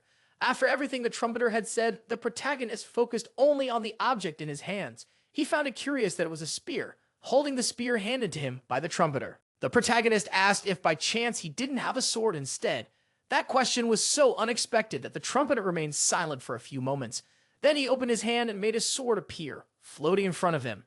In awe, the protagonist watched as the entity handed him the sword while he was still holding the spear. With enthusiasm, the protagonist asked, could that same gesture summon 2 more swords and maybe some arrows? Once again, the priest was surprised by the boldness of that man in the presence of divine power. As the two spoke, the giant monster kept admitting his dreadful dreams in the form of distorted roars. The trumpeter raised his index finger and summoned swords and arrows in the air. The sight left the protagonist euphoric, as the trumpeter's power was truly impressive. Carefully examining the spear's tip, he noticed it seemed to be made of polished bone. Meanwhile, Parm was testing her newly conjured bow with magical arrows. Seeing everyone excited with their weapons, the white-haired girl decided to swing her own sword with enthusiasm. She was thrilled to find that it was incredibly light and easy to handle. While Sabe examined his spear, the protagonist, meanwhile, gripped the sword's hilt. Noticing how balanced and sharp it was, all weapons had a perfect edge. They were imbued with the divinity of the Trumpeter of Rest. Observing the monster ahead, the protagonist knew those weapons would be extremely effective against the undead. The trumpeter said he could interrupt the giant's movements for a while, the protagonist thought. He hoped that during that window, the Gru would be able to pierce the creature's heart with precision. The priest smiled eagerly, realizing he might get to keep the weapons if he helped the Trumpeter of Rest. Without hesitation, he grabbed his trumpet and began producing the sacred sound that would mobilize the giant. With that, the 4 warriors were ready to leap into action at any moment as the sound echoed across the field. The monster thrashed violently. The sound waves also stirred the undead army, making them even more aggressive. Soon, everyone could see that the monster was beginning to melt in a grotesque manner. The young girl called the priest's attention to what was happening with the giant. "Look," she cried. "All the absorbed bodies are being expelled from the creature." The protagonist simply watched, intrigued, wondering what might happen next. He saw the monster melting before his eyes, but even so, it remained gigantic. Conferencing. Though it was losing the attached corpses, it still seemed to have enough strength to fight. The protagonist thought he had to act quickly before the monster reabsorbed and solidified the bodies. The trumpeter explained that the thing was worse than the evil spirit worshippers themselves. Until now, they had only dealt with its shell. He told the protagonist that the weapons he conjured had the ability to detect the true heart of the enemy. After that, he asked everyone to run as fast as they could toward the giant. He felt he still had more instructions to give, but didn't have the time. So they all advanced with determination, fully aware of what they needed to do. As they approached the mountain, the protagonist realized that things could get worse at any moment. The monster ahead didn't seem able to move properly, which was a good sign.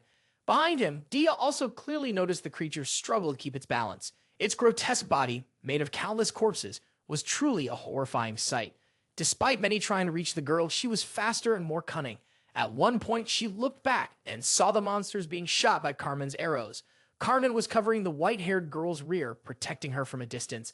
The protagonist saw this happening and heard the girl say she would coordinate her attacks with Karma. Their plan was to attack the giant from below, gradually weakening it. The priest thought the strategy was excellent and assured them he would rely on their efforts. Right afterward, he called out to Sajida, needing him to fulfill an important mission. It will be your job to drive my spear directly into the monster's heart, the priest explained. Meanwhile, the protagonist will distract the creature's head. Sajiva took an offensive stance and began advancing, dealing with small monsters along the way. Meanwhile, the protagonist rushed quickly toward the giant's head. The fusion of undead stuck together was bolting toward him, but he cut through them all with speed. He charged with fury, using his sword and moving like a living arrow toward the enemy. He believed there was a special reason to destroy the creature's head first. Wielding the sword that emitted a green light, he remembered what the goddess had shown him. He knew there was a fragment of divinity trapped right in the middle of the head. He was determined to shatter it completely in order to eliminate the evil. Besides that, the face of the traitorous mage was embedded among the bodies, which enraged him even more. The protagonist stared into those detestable eyes and, with a resolute expression, decided to end the torment. Disgusting memories of that mage resurfaced in his mind, increasing his fury. Meanwhile, Sajiva was advancing silently toward the giant's vital organ. The protagonist stood before the mage's head, determined to slice it into 1,000 pieces. Just as he had planned, he cut the creature's head into hundreds of parts. When he noticed there was still a remaining fragment, he decided to exterminate it completely. He raised his hand as high as he could and brought the sword down with force on the last piece. He crushed what was left of the mustached mage, ending the most disgusting chapter of his past. Doing that left him deeply shaken, but also fulfilled like never before. The head of that bastard was finally destroyed, and with a slight smile, he expressed his inner peace. Meanwhile, Sajiva had already positioned herself before the main organ and was waiting for the right moment. At the exact instant, she drove her spear directly into the monster's heart. The giant thrashed in unbearable pain until it began to vanish before everyone's eyes. The smaller monsters also disappeared around the silver-haired girl, who was left confused. At first, she didn't understand why the enemies had vanished so suddenly. Turning around, she noticed the reaction of the larger monster, which was now just a putrid puddle of corpses. The trumpeter observed everything from afar, his expression one of admiration and respect. He walked with his boots through the black sludge, holding the purified core firmly. The protagonist, in turn, felt at peace. He had fulfilled the vengeance he had long awaited. His master, Salvador, could now rest in peace, for the traitor had been completely destroyed. The one approaching the hero was the silver-haired girl. She watched him closely, asking, "Have you been hurt?" He noticed Saga's absence between the two and showed concern, asking, "Where is she?" Shortly after, Saja appeared, holding the spear and exclaiming, "That weapon is amazing." Now that the four were finally reunited, they turned around and saw the trumpeter. That enigmatic figure invited them to follow him to a specific location. He looked directly at the protagonist and stated, "This invitation is for you alone." The protagonist agreed to follow him, curious to find out what the trumpeter wanted. As he walked, he stared at the trumpeter's back, wondering why he wanted to speak only to him.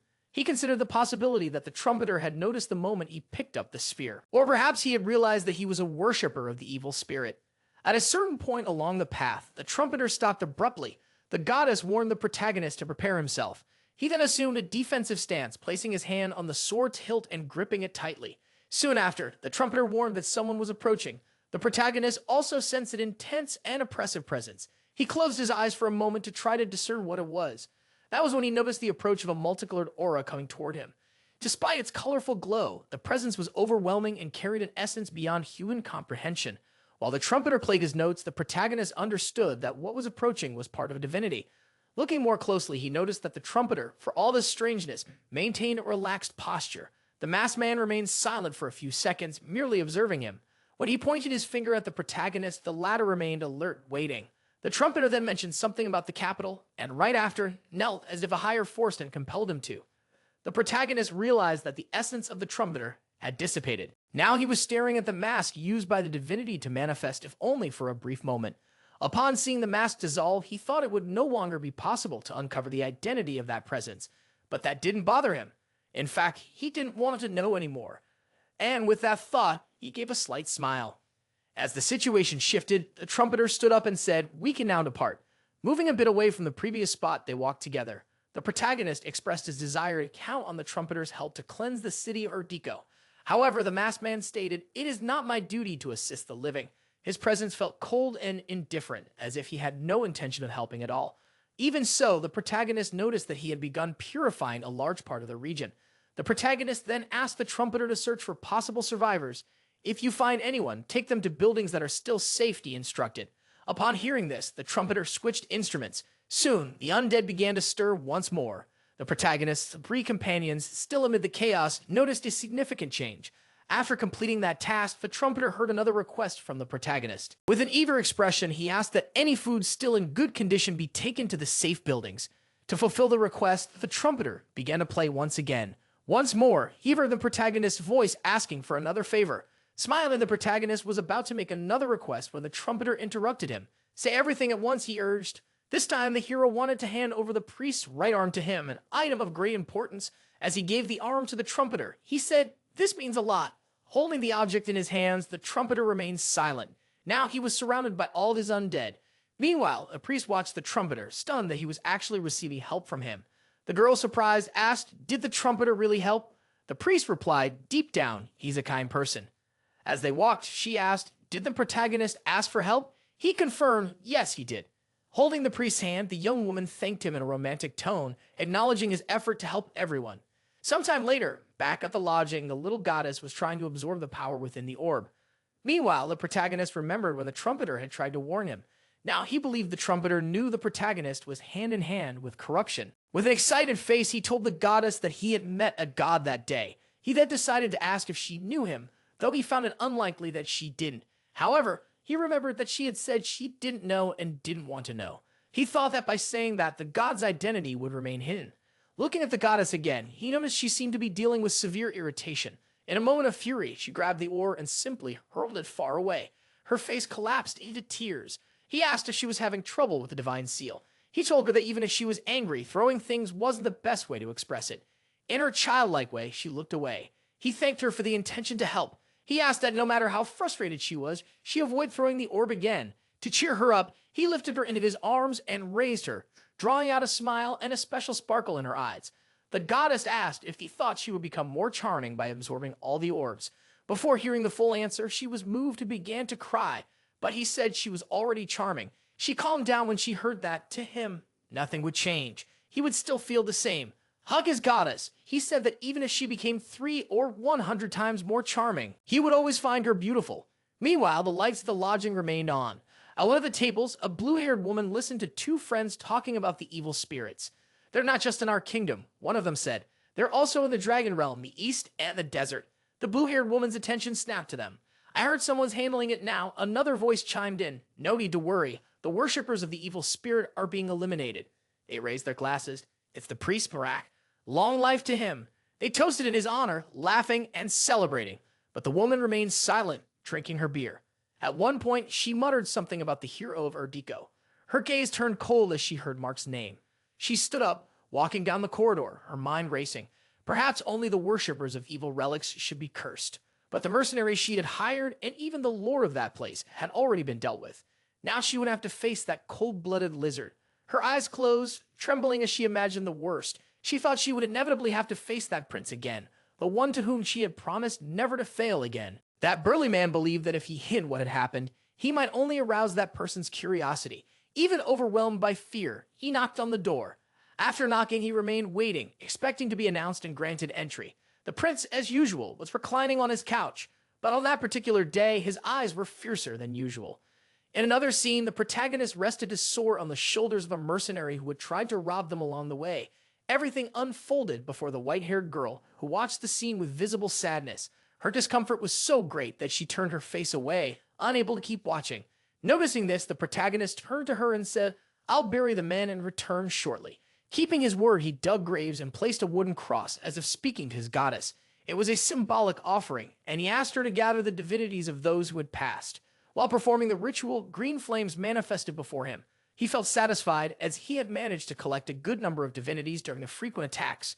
Now, walking through the snow once again, he stated, "We can resume our journey." While Carmen enjoyed chatting with Saja, the protagonist, and the girl remained silent. At a certain point, he turned when he heard someone calling him. It was the girl trying to start some kind of conversation. She said she had no intention of criticizing him. She just wanted to understand. The princess asked him not to take her words the wrong way, while the protagonist watched her in silence. Still sad, she commented, "You've never shown any mercy to bandits." Seeing him quiet, she added, "If you don't want to talk about it, I'll understand." Pressing his lips together, the protagonist seemed deeply bothered. He then asked, "Did you ask the same question to the 2 smiling ones traveling with us?" She replied that Carmen said he wanted to capture them to prevent further victims. Saja, on the other hand, was simply doing the job he was hired for, a promise to spare them if she wished it. With a sly smile, the protagonist raised a finger and said, "In my case, I did it because I saw potential." The girl thought maybe that's why he buried them with crosses so they could be reborn. He explained that he believed in the bandits' potential for repentance and their chance to become better. She deduced that then the best option would be to let them live so they could shepherd others. Listening closely, she heard the protagonist explain that although he let them go, there was always the risk they'd return to evil. "That's why I gave them a second chance," he said, "the chance to reincarnate." Even so, no matter how much she thought about it, she couldn't fully agree with him. She then asked, "Do you believe humans have the authority to judge others?" As she delivered that small sermon, she winked to him playfully. While listening, the priest placed his hand on his chest and in thought told the goddess he understood how she felt. He remembered the day she had given him the authority to act as he saw fit. Meanwhile, Carmen and Saga kept their usual relaxed atmosphere. The priest told the girl, "I don't judge anyone." Between taking responsibility for the bandits' actions or letting them go free to hurt others, he continued, "I chose the first." He recalled the moment he stood before a grave, determined to cut off all potential threats. The girl said, "It all comes down to a choice."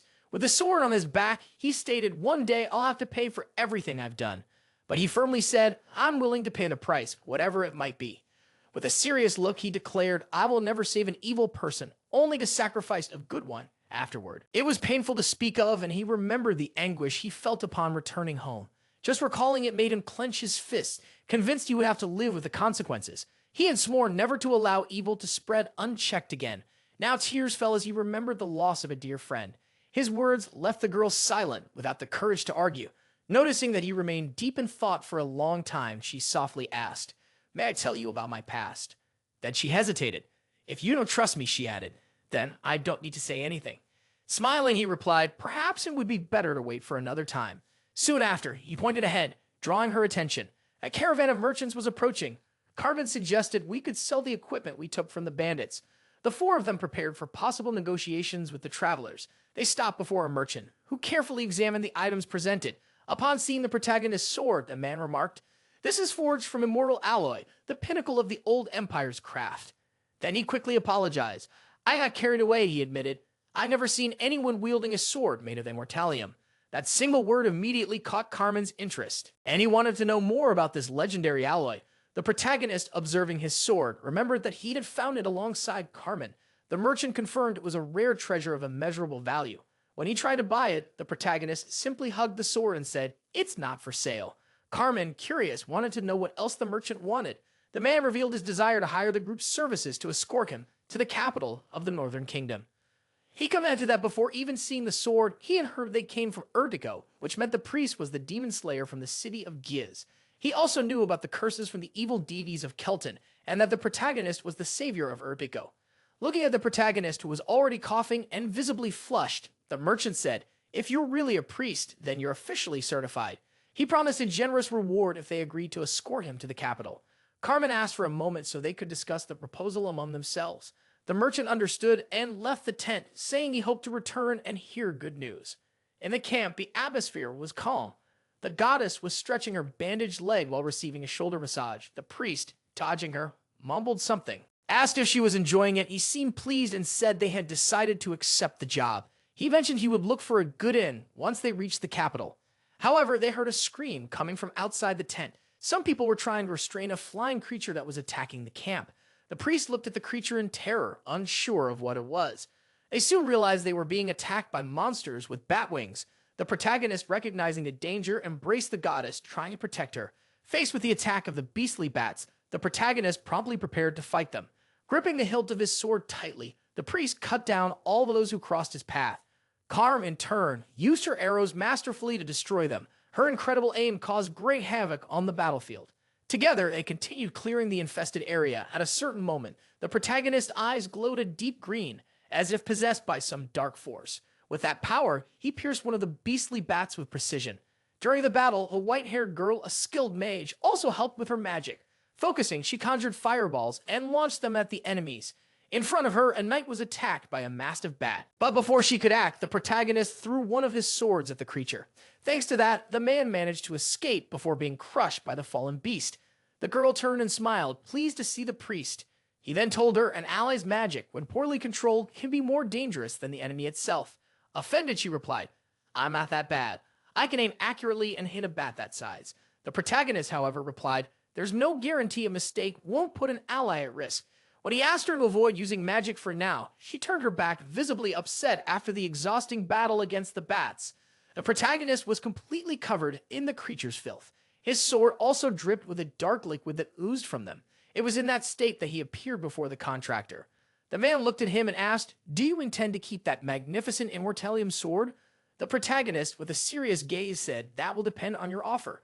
The merchant understood the warning and knew he had to choose his words carefully. The priest warned him that worshippers of the evil spirit were attacking the merchant's organization and demanded an explanation. The contractor replied that he also didn't know the reason for the attack. The protagonist then placed his sword on the table, a clear sign of tension. Feeling the weight of the situation, the merchant stated that he trusted him, as the priest was a renowned figure. Sensing the man was telling the truth, the protagonist calmed down and sheathed the sword on his back. Even so, he hoped the merchant wasn't hiding anything. Although the man had asked for complete secrecy on the matter, smiling, the priest said he could keep a secret. After all, he was being hired. That's when the man asked one of his vassals to bring the item. After some time, the vassal returned with a box and placed it on the table near the contractor.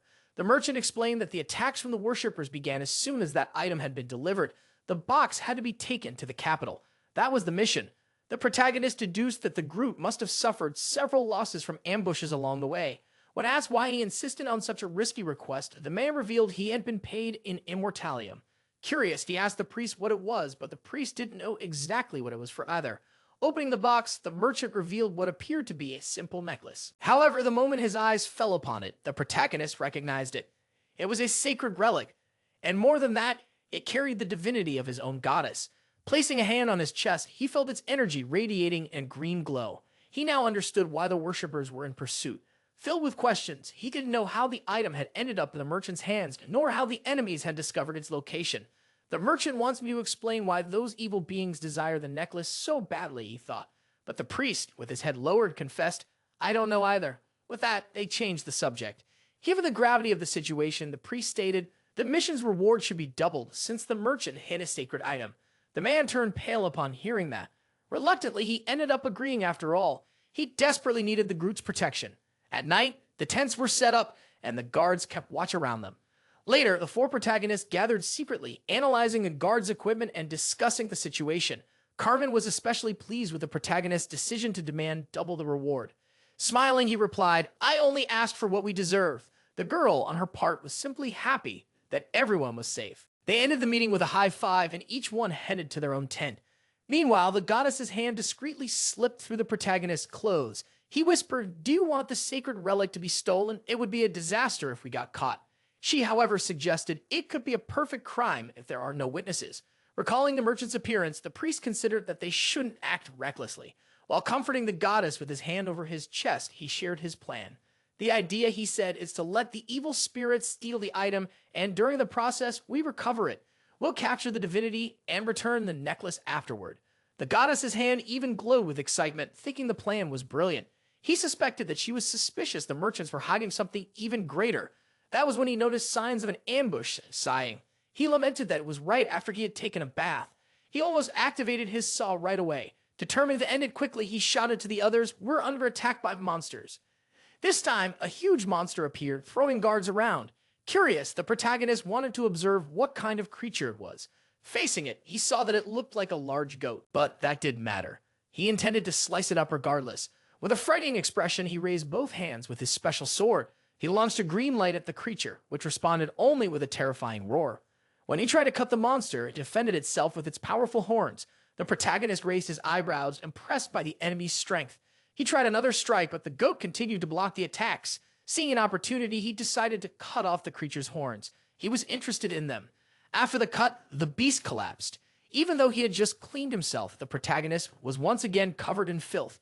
But something strange caught his attention from the forest. An intense light emerged from the bushes, revealing a bizarre creature with huge eyes and a sinister smile. The protagonist widened his green eyes, trying to understand what it was. It was that pink-haired girl now sticking her tongue between her lips while being grabbed by the neck. Upon seeing her, the protagonist recognized her immediately. His green eyes locked onto her. The girl just flipped her hair and smiled provocatively.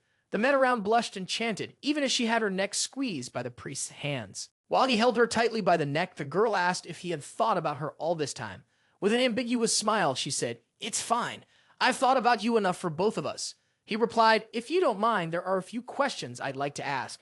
With an enigmatic gaze and her hands resting on the protagonist's arm, she asked, "What will you give in return?"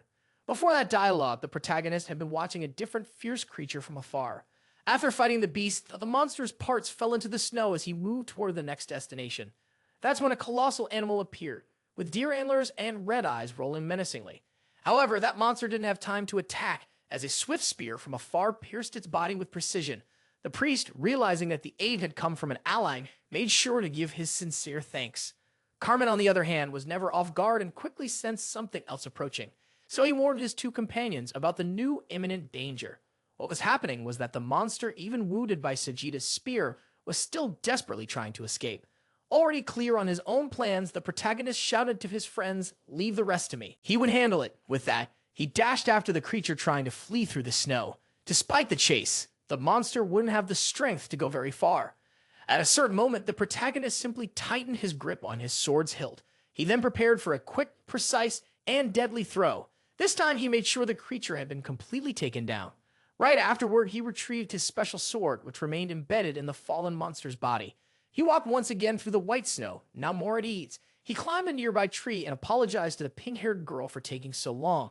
As soon as he came down from the tree and walked toward her, she asked, "Would you be willing to do everything I want?" With a cheerful face and a wide smile, she wanted to know if he was serious or if it was just a joke. However, he asked that before anything else, she answered his questions. She then said she was ready for that. Looking straight at her, and he asked, "How many worshippers of the evil spirit are still left?" She had to think for a moment. Then, with a gentle smile, she replied, "There are 3 more, not counting me." With a displeased expression, she added, "The 3 companions didn't even share their plans with me." While the priestess complained, the priest thought that if she were in his group, he wouldn't trust her either. Trying to cheer herself up, she justified it by saying those individuals acted that way because they were extremely cruel. When asked about the purpose of the attack on the merchant's caravan, she explained that they were supposed to steal a golden necklace belonging to the merchant lord. Smiling with curiosity, he asked, "How did you know about the necklace's existence?" She admitted she wasn't sure. She said only that the person who had given the necklace to the merchant was part of the Liberatio organization. To the protagonist, that seemed inconsistent since the same organization was attacking the merchant. He then realized there must be some kind of split or internal conflict within Liberio itself. The girl said, "It's something like mind games between rival factions." With a lighter expression, he asked what exactly caused the division between them. The girl replied that she knew but had forgotten. Facing the pine-covered landscape, he found it strange that she had forgotten something so important, considering she was part of the organization. With a mischievous smile, she replied, "I'm neutral. I take any job, as long as I get paid in materials or money." He wanted to know what kind of materials she used. She explained it was for her dolls, as if that were obvious. Bringing her hands together dramatically, she asked, "Can you understand my art?" She also said she was a priestess who served the trembling thread. The protagonist, now with his eyes closed, remembered the girl he had seen before. The one before him now was also a doll. With her arms open, she told him to be careful because her allies were skiing something. That information made him more serious and cautious. Then he asked, "Why are you helping me?" Clearly, she didn't like the question. With a disturbed, almost deranged expression, she said the question was weirder than all the others. They both fell silent for a moment, as if reflecting on the strangeness of the situation. Turning his back to her, he declared suddenly, "I'm no longer curious." As he walked away, the girl lay down on the snow-covered ground and, in a tantrum, asked him to ask again. Without turning around, he said, "It's your turn now. You can say what you want from me." Getting up with difficulty, her hair still covered in snow, she said she would tell him next time they met. He asked, "Are you sure about what you're saying?" Since she didn't answer, he said goodbye with this. "See you next time." And once again, she separated the doll's head from its body. Even with her head removed, she still smiled and said it had been a pleasure. Now the camp revealed itself with rows of tents, all lit from within. The protagonist walked among them when he heard someone calling him.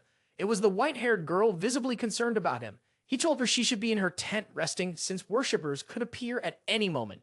She smiled and replied that she had been resting but noticed he was gone and got worried.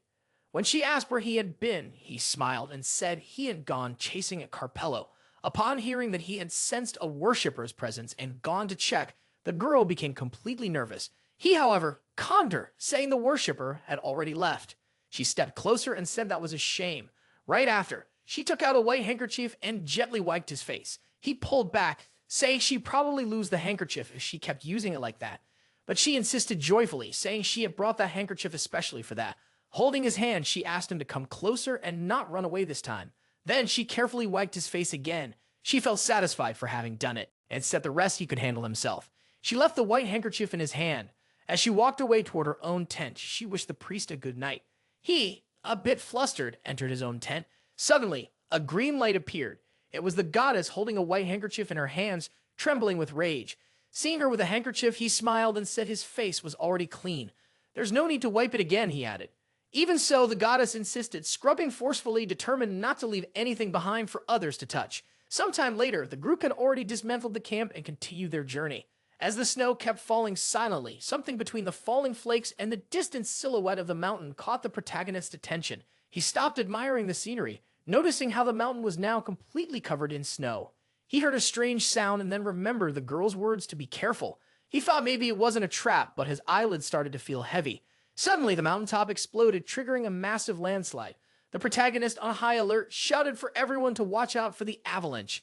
Urgently, he ordered them to abandon everything and run as fast as they could. However, something strange was happening. The white-haired girl kept walking toward the avalanche. Looking at the avalanche, he thought it was moving too fast. They needed to buy some time. When he looked at Daya, he seemed to get an idea. He could use her to buy that time. The young woman didn't seem intimidated by the avalanche rapidly approaching them. The protagonist placed a hand on the beautiful young woman's shoulder and said, "I'll need your help." All of his mercenaries were running back and forth, thinking they wouldn't escape in time. The priest shouted, "If she helps, we can save the people." He knew this was her weak spot, and that's why she turned and looked at him.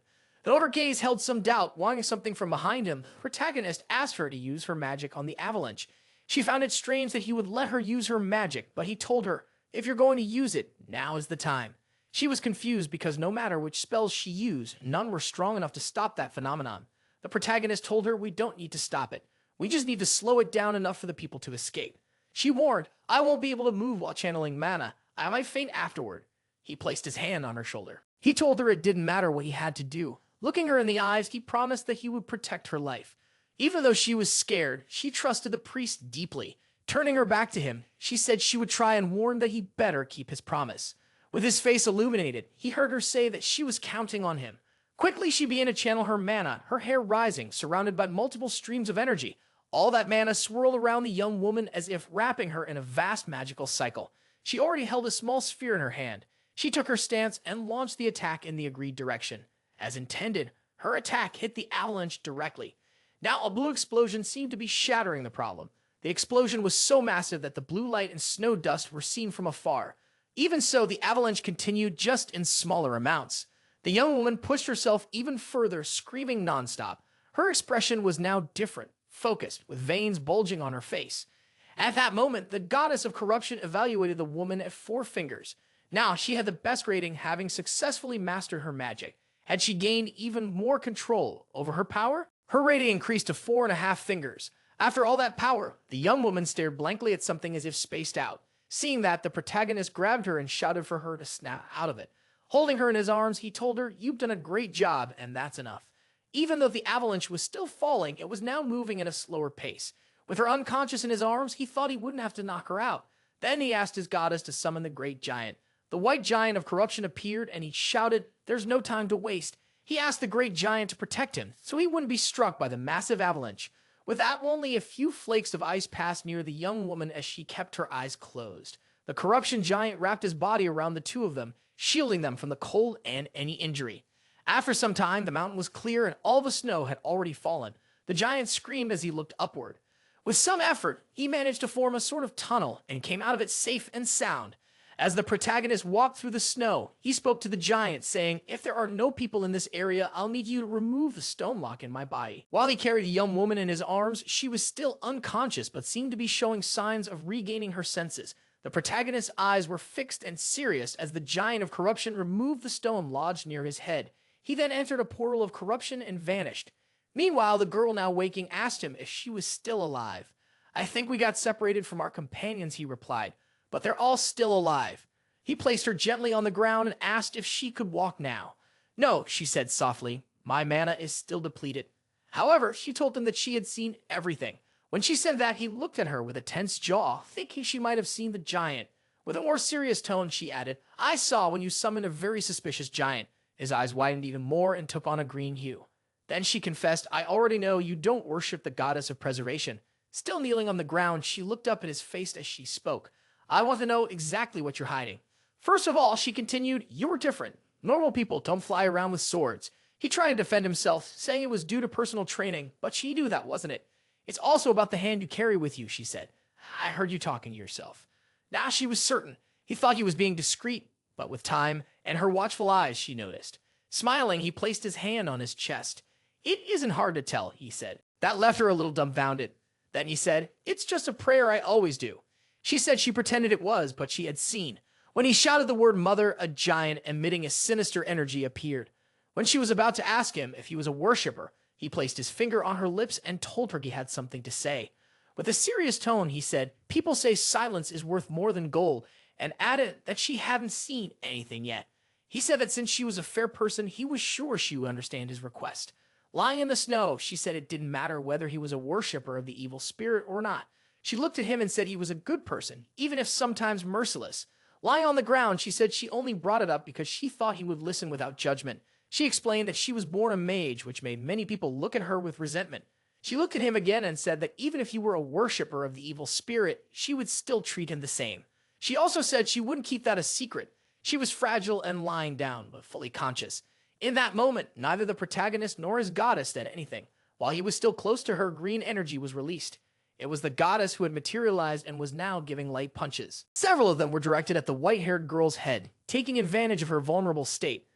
Looking at the child, she asked, where did you come from? And then asked the priest to make her stop.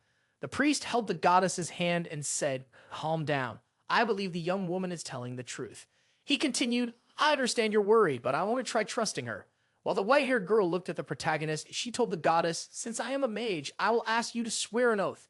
The goddess made it clear to the girl, I am constantly watching you. The girl asked the priest, what does that mean? He replied, it means the goddess will be watching your behavior.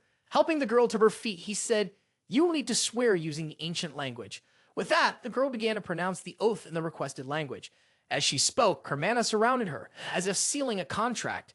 This calmed the priest, for he knew she wouldn't be able to speak of it, even if she wanted to. Now the girl looked at him and asked, have you considered that I could have lied during the oath? He answered, I know the ancient language. This made her intrigued and even more curious. He looked at her and asked, what do you want to know about me? She, blushing and touching her hands, wanted to know what type of woman he liked. That atrocity uttered by the girl could be heard, which made the goddess, still in her childlike form, completely furious. With a gesture of disapproval, she immediately pushed the two apart. The priest, noticing the goddess's fury, suggested to the girl that it would be best if they moved on without delay. Still visibly embarrassed, the young woman asked, do you truly intend to search for the sacred relic? The next scene revealed several people collapse on the thick, white, snow-covered ground. The three worshippers of the evil spirit had already resolved the previous situation and were now in possession of the box. Upon examining it, they saw that the relic remained intact, undamaged. While they assumed the priest had been frozen to death, he and the girl were calmly walking along another trail. One of the worshippers, a young woman with short bluish hair and eyes of the same shade, was eager to leave quickly. The man beside her, with long black hair and almond-shaped eyes, sensed a hostile presence approaching. Soon, the three of them were on the snow, observing a figure who seemed to have followed them. The approaching person was consumed by rage. Accusing the worshippers of destroying the merchant organization, that figure, one of the guards responsible for the relic's protection, shouted indignantly, asking how they dared take what didn't belong to them. The blue-haired worshipper began gathering magical energy in her hand, ready to attack. Right after casting her spell on the man, the field was covered by ice spikes that emerged suddenly. However, the man remained standing, his body practically untouched. There were only a few visible flaws on his metallic surface. When his outer structure was finally broken, he was revealed to be a violent android, wrapped in hostile energy.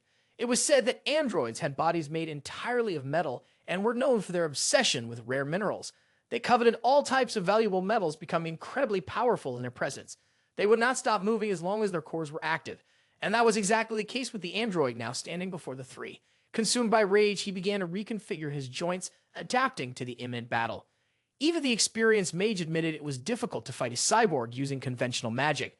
The enemy dodged the ISO attack with ease and transformed one of his arms into a weapon. He began moving on 4 legs for greater stability, claiming that childish tricks wouldn't be able to stop him. The blue-haired worshipper now found herself in serious trouble, at risk of death if she continued to fight. One of her companions asked her to hang on a bit longer, no matter the difficulties. However, the girl turned to her two allies and said, "Act quickly. I won't be able to hold out much longer." Meanwhile, the cyborg remained berserk. With his steel body, it was clear he wouldn't be affected by freezing. He confidently declared, "The three of you won't be able to defeat me." However, the black-haired man's eyes showed a different kind of certainty. "Your allies' magic is failing," he said. The cyborg advanced on the three of them. The black-haired man calmly raised one foot, pressing it to the ground with force, initiating a threatening movement as if triggering a trap. A black slime began to envelop the cyborg's metallic parts. Soon, he was struggling to move. Since he moved on four legs, the adhesive substance precisely immobilized his limbs. Beneath the MD's feet, there appeared to be intense dark magic binding him in place. The girl prayed Pelon's work, saying she could now unleash her full magical power. The mage wore a strange smile. Her eyes were filled with madness. She summoned her melting ice. Spikes formed and began to attack the cyborg. Within the spikes, a fierce whirlwind appeared, surrounding the creature. The cyborg, protecting only part of his face, mocked the technique. "Cheap trick," he sneered. Using his sword, he shattered the ice that had been bothering him. He also dispelled the magic cast by the first mage.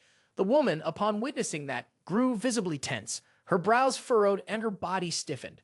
One of the allies' eyes narrowed. A red-haired young man told Karuna to duck. He then cast a strange magic. It appeared before them like a barrier. Among all the spells cast, that was the only one that truly surprised the Tin Man. The magical creature summoned by the mage began to release a sticky nectar. The liquid coated the Iron Man's gears, causing significant discomfort. Overcome by irritation, the cyborg showed signs of being extremely affected. Taking advantage of the distraction, the Ice Witch launched another attack. The red-haired boy, his ruby-colored eyes gleamed, smiled. "The enemy has underestimated the wrong people," he said. With the cyborg brought down, they revealed that from the very beginning they had known the true leader of the merchant organization was nothing more than an android. The Ice Mage grew curious about what had emerged from the magical creature as the cyborg continued to writhe on the ground. In the midst of their discussion, a pale creature approached, immediately capturing everyone's attention and putting them on high alert. It was a corrupted white colossus, charging toward them with massive strides and unstoppable speed. The Ice Witch asked, "What should we do with the face of this new threat?" The insect boy admitted, "I can't stop it anymore. My creatures are useless against something like that." A blue-haired woman asked about the pink-haired girl, but in the end, they decided they would face the creature even without her. Once again, the witch summoned the power of melting frost, raising sharp spikes in an attempt to slow it down. But all she achieved was to further provoke the white colossus. Not even the ice wall was enough to halt its advance. The girl cried out, "Sheldon, do something now, or we'll all be in danger." The dark-haired man quickly devised a strategy, surrounding them with a pit of mud to shield them temporarily.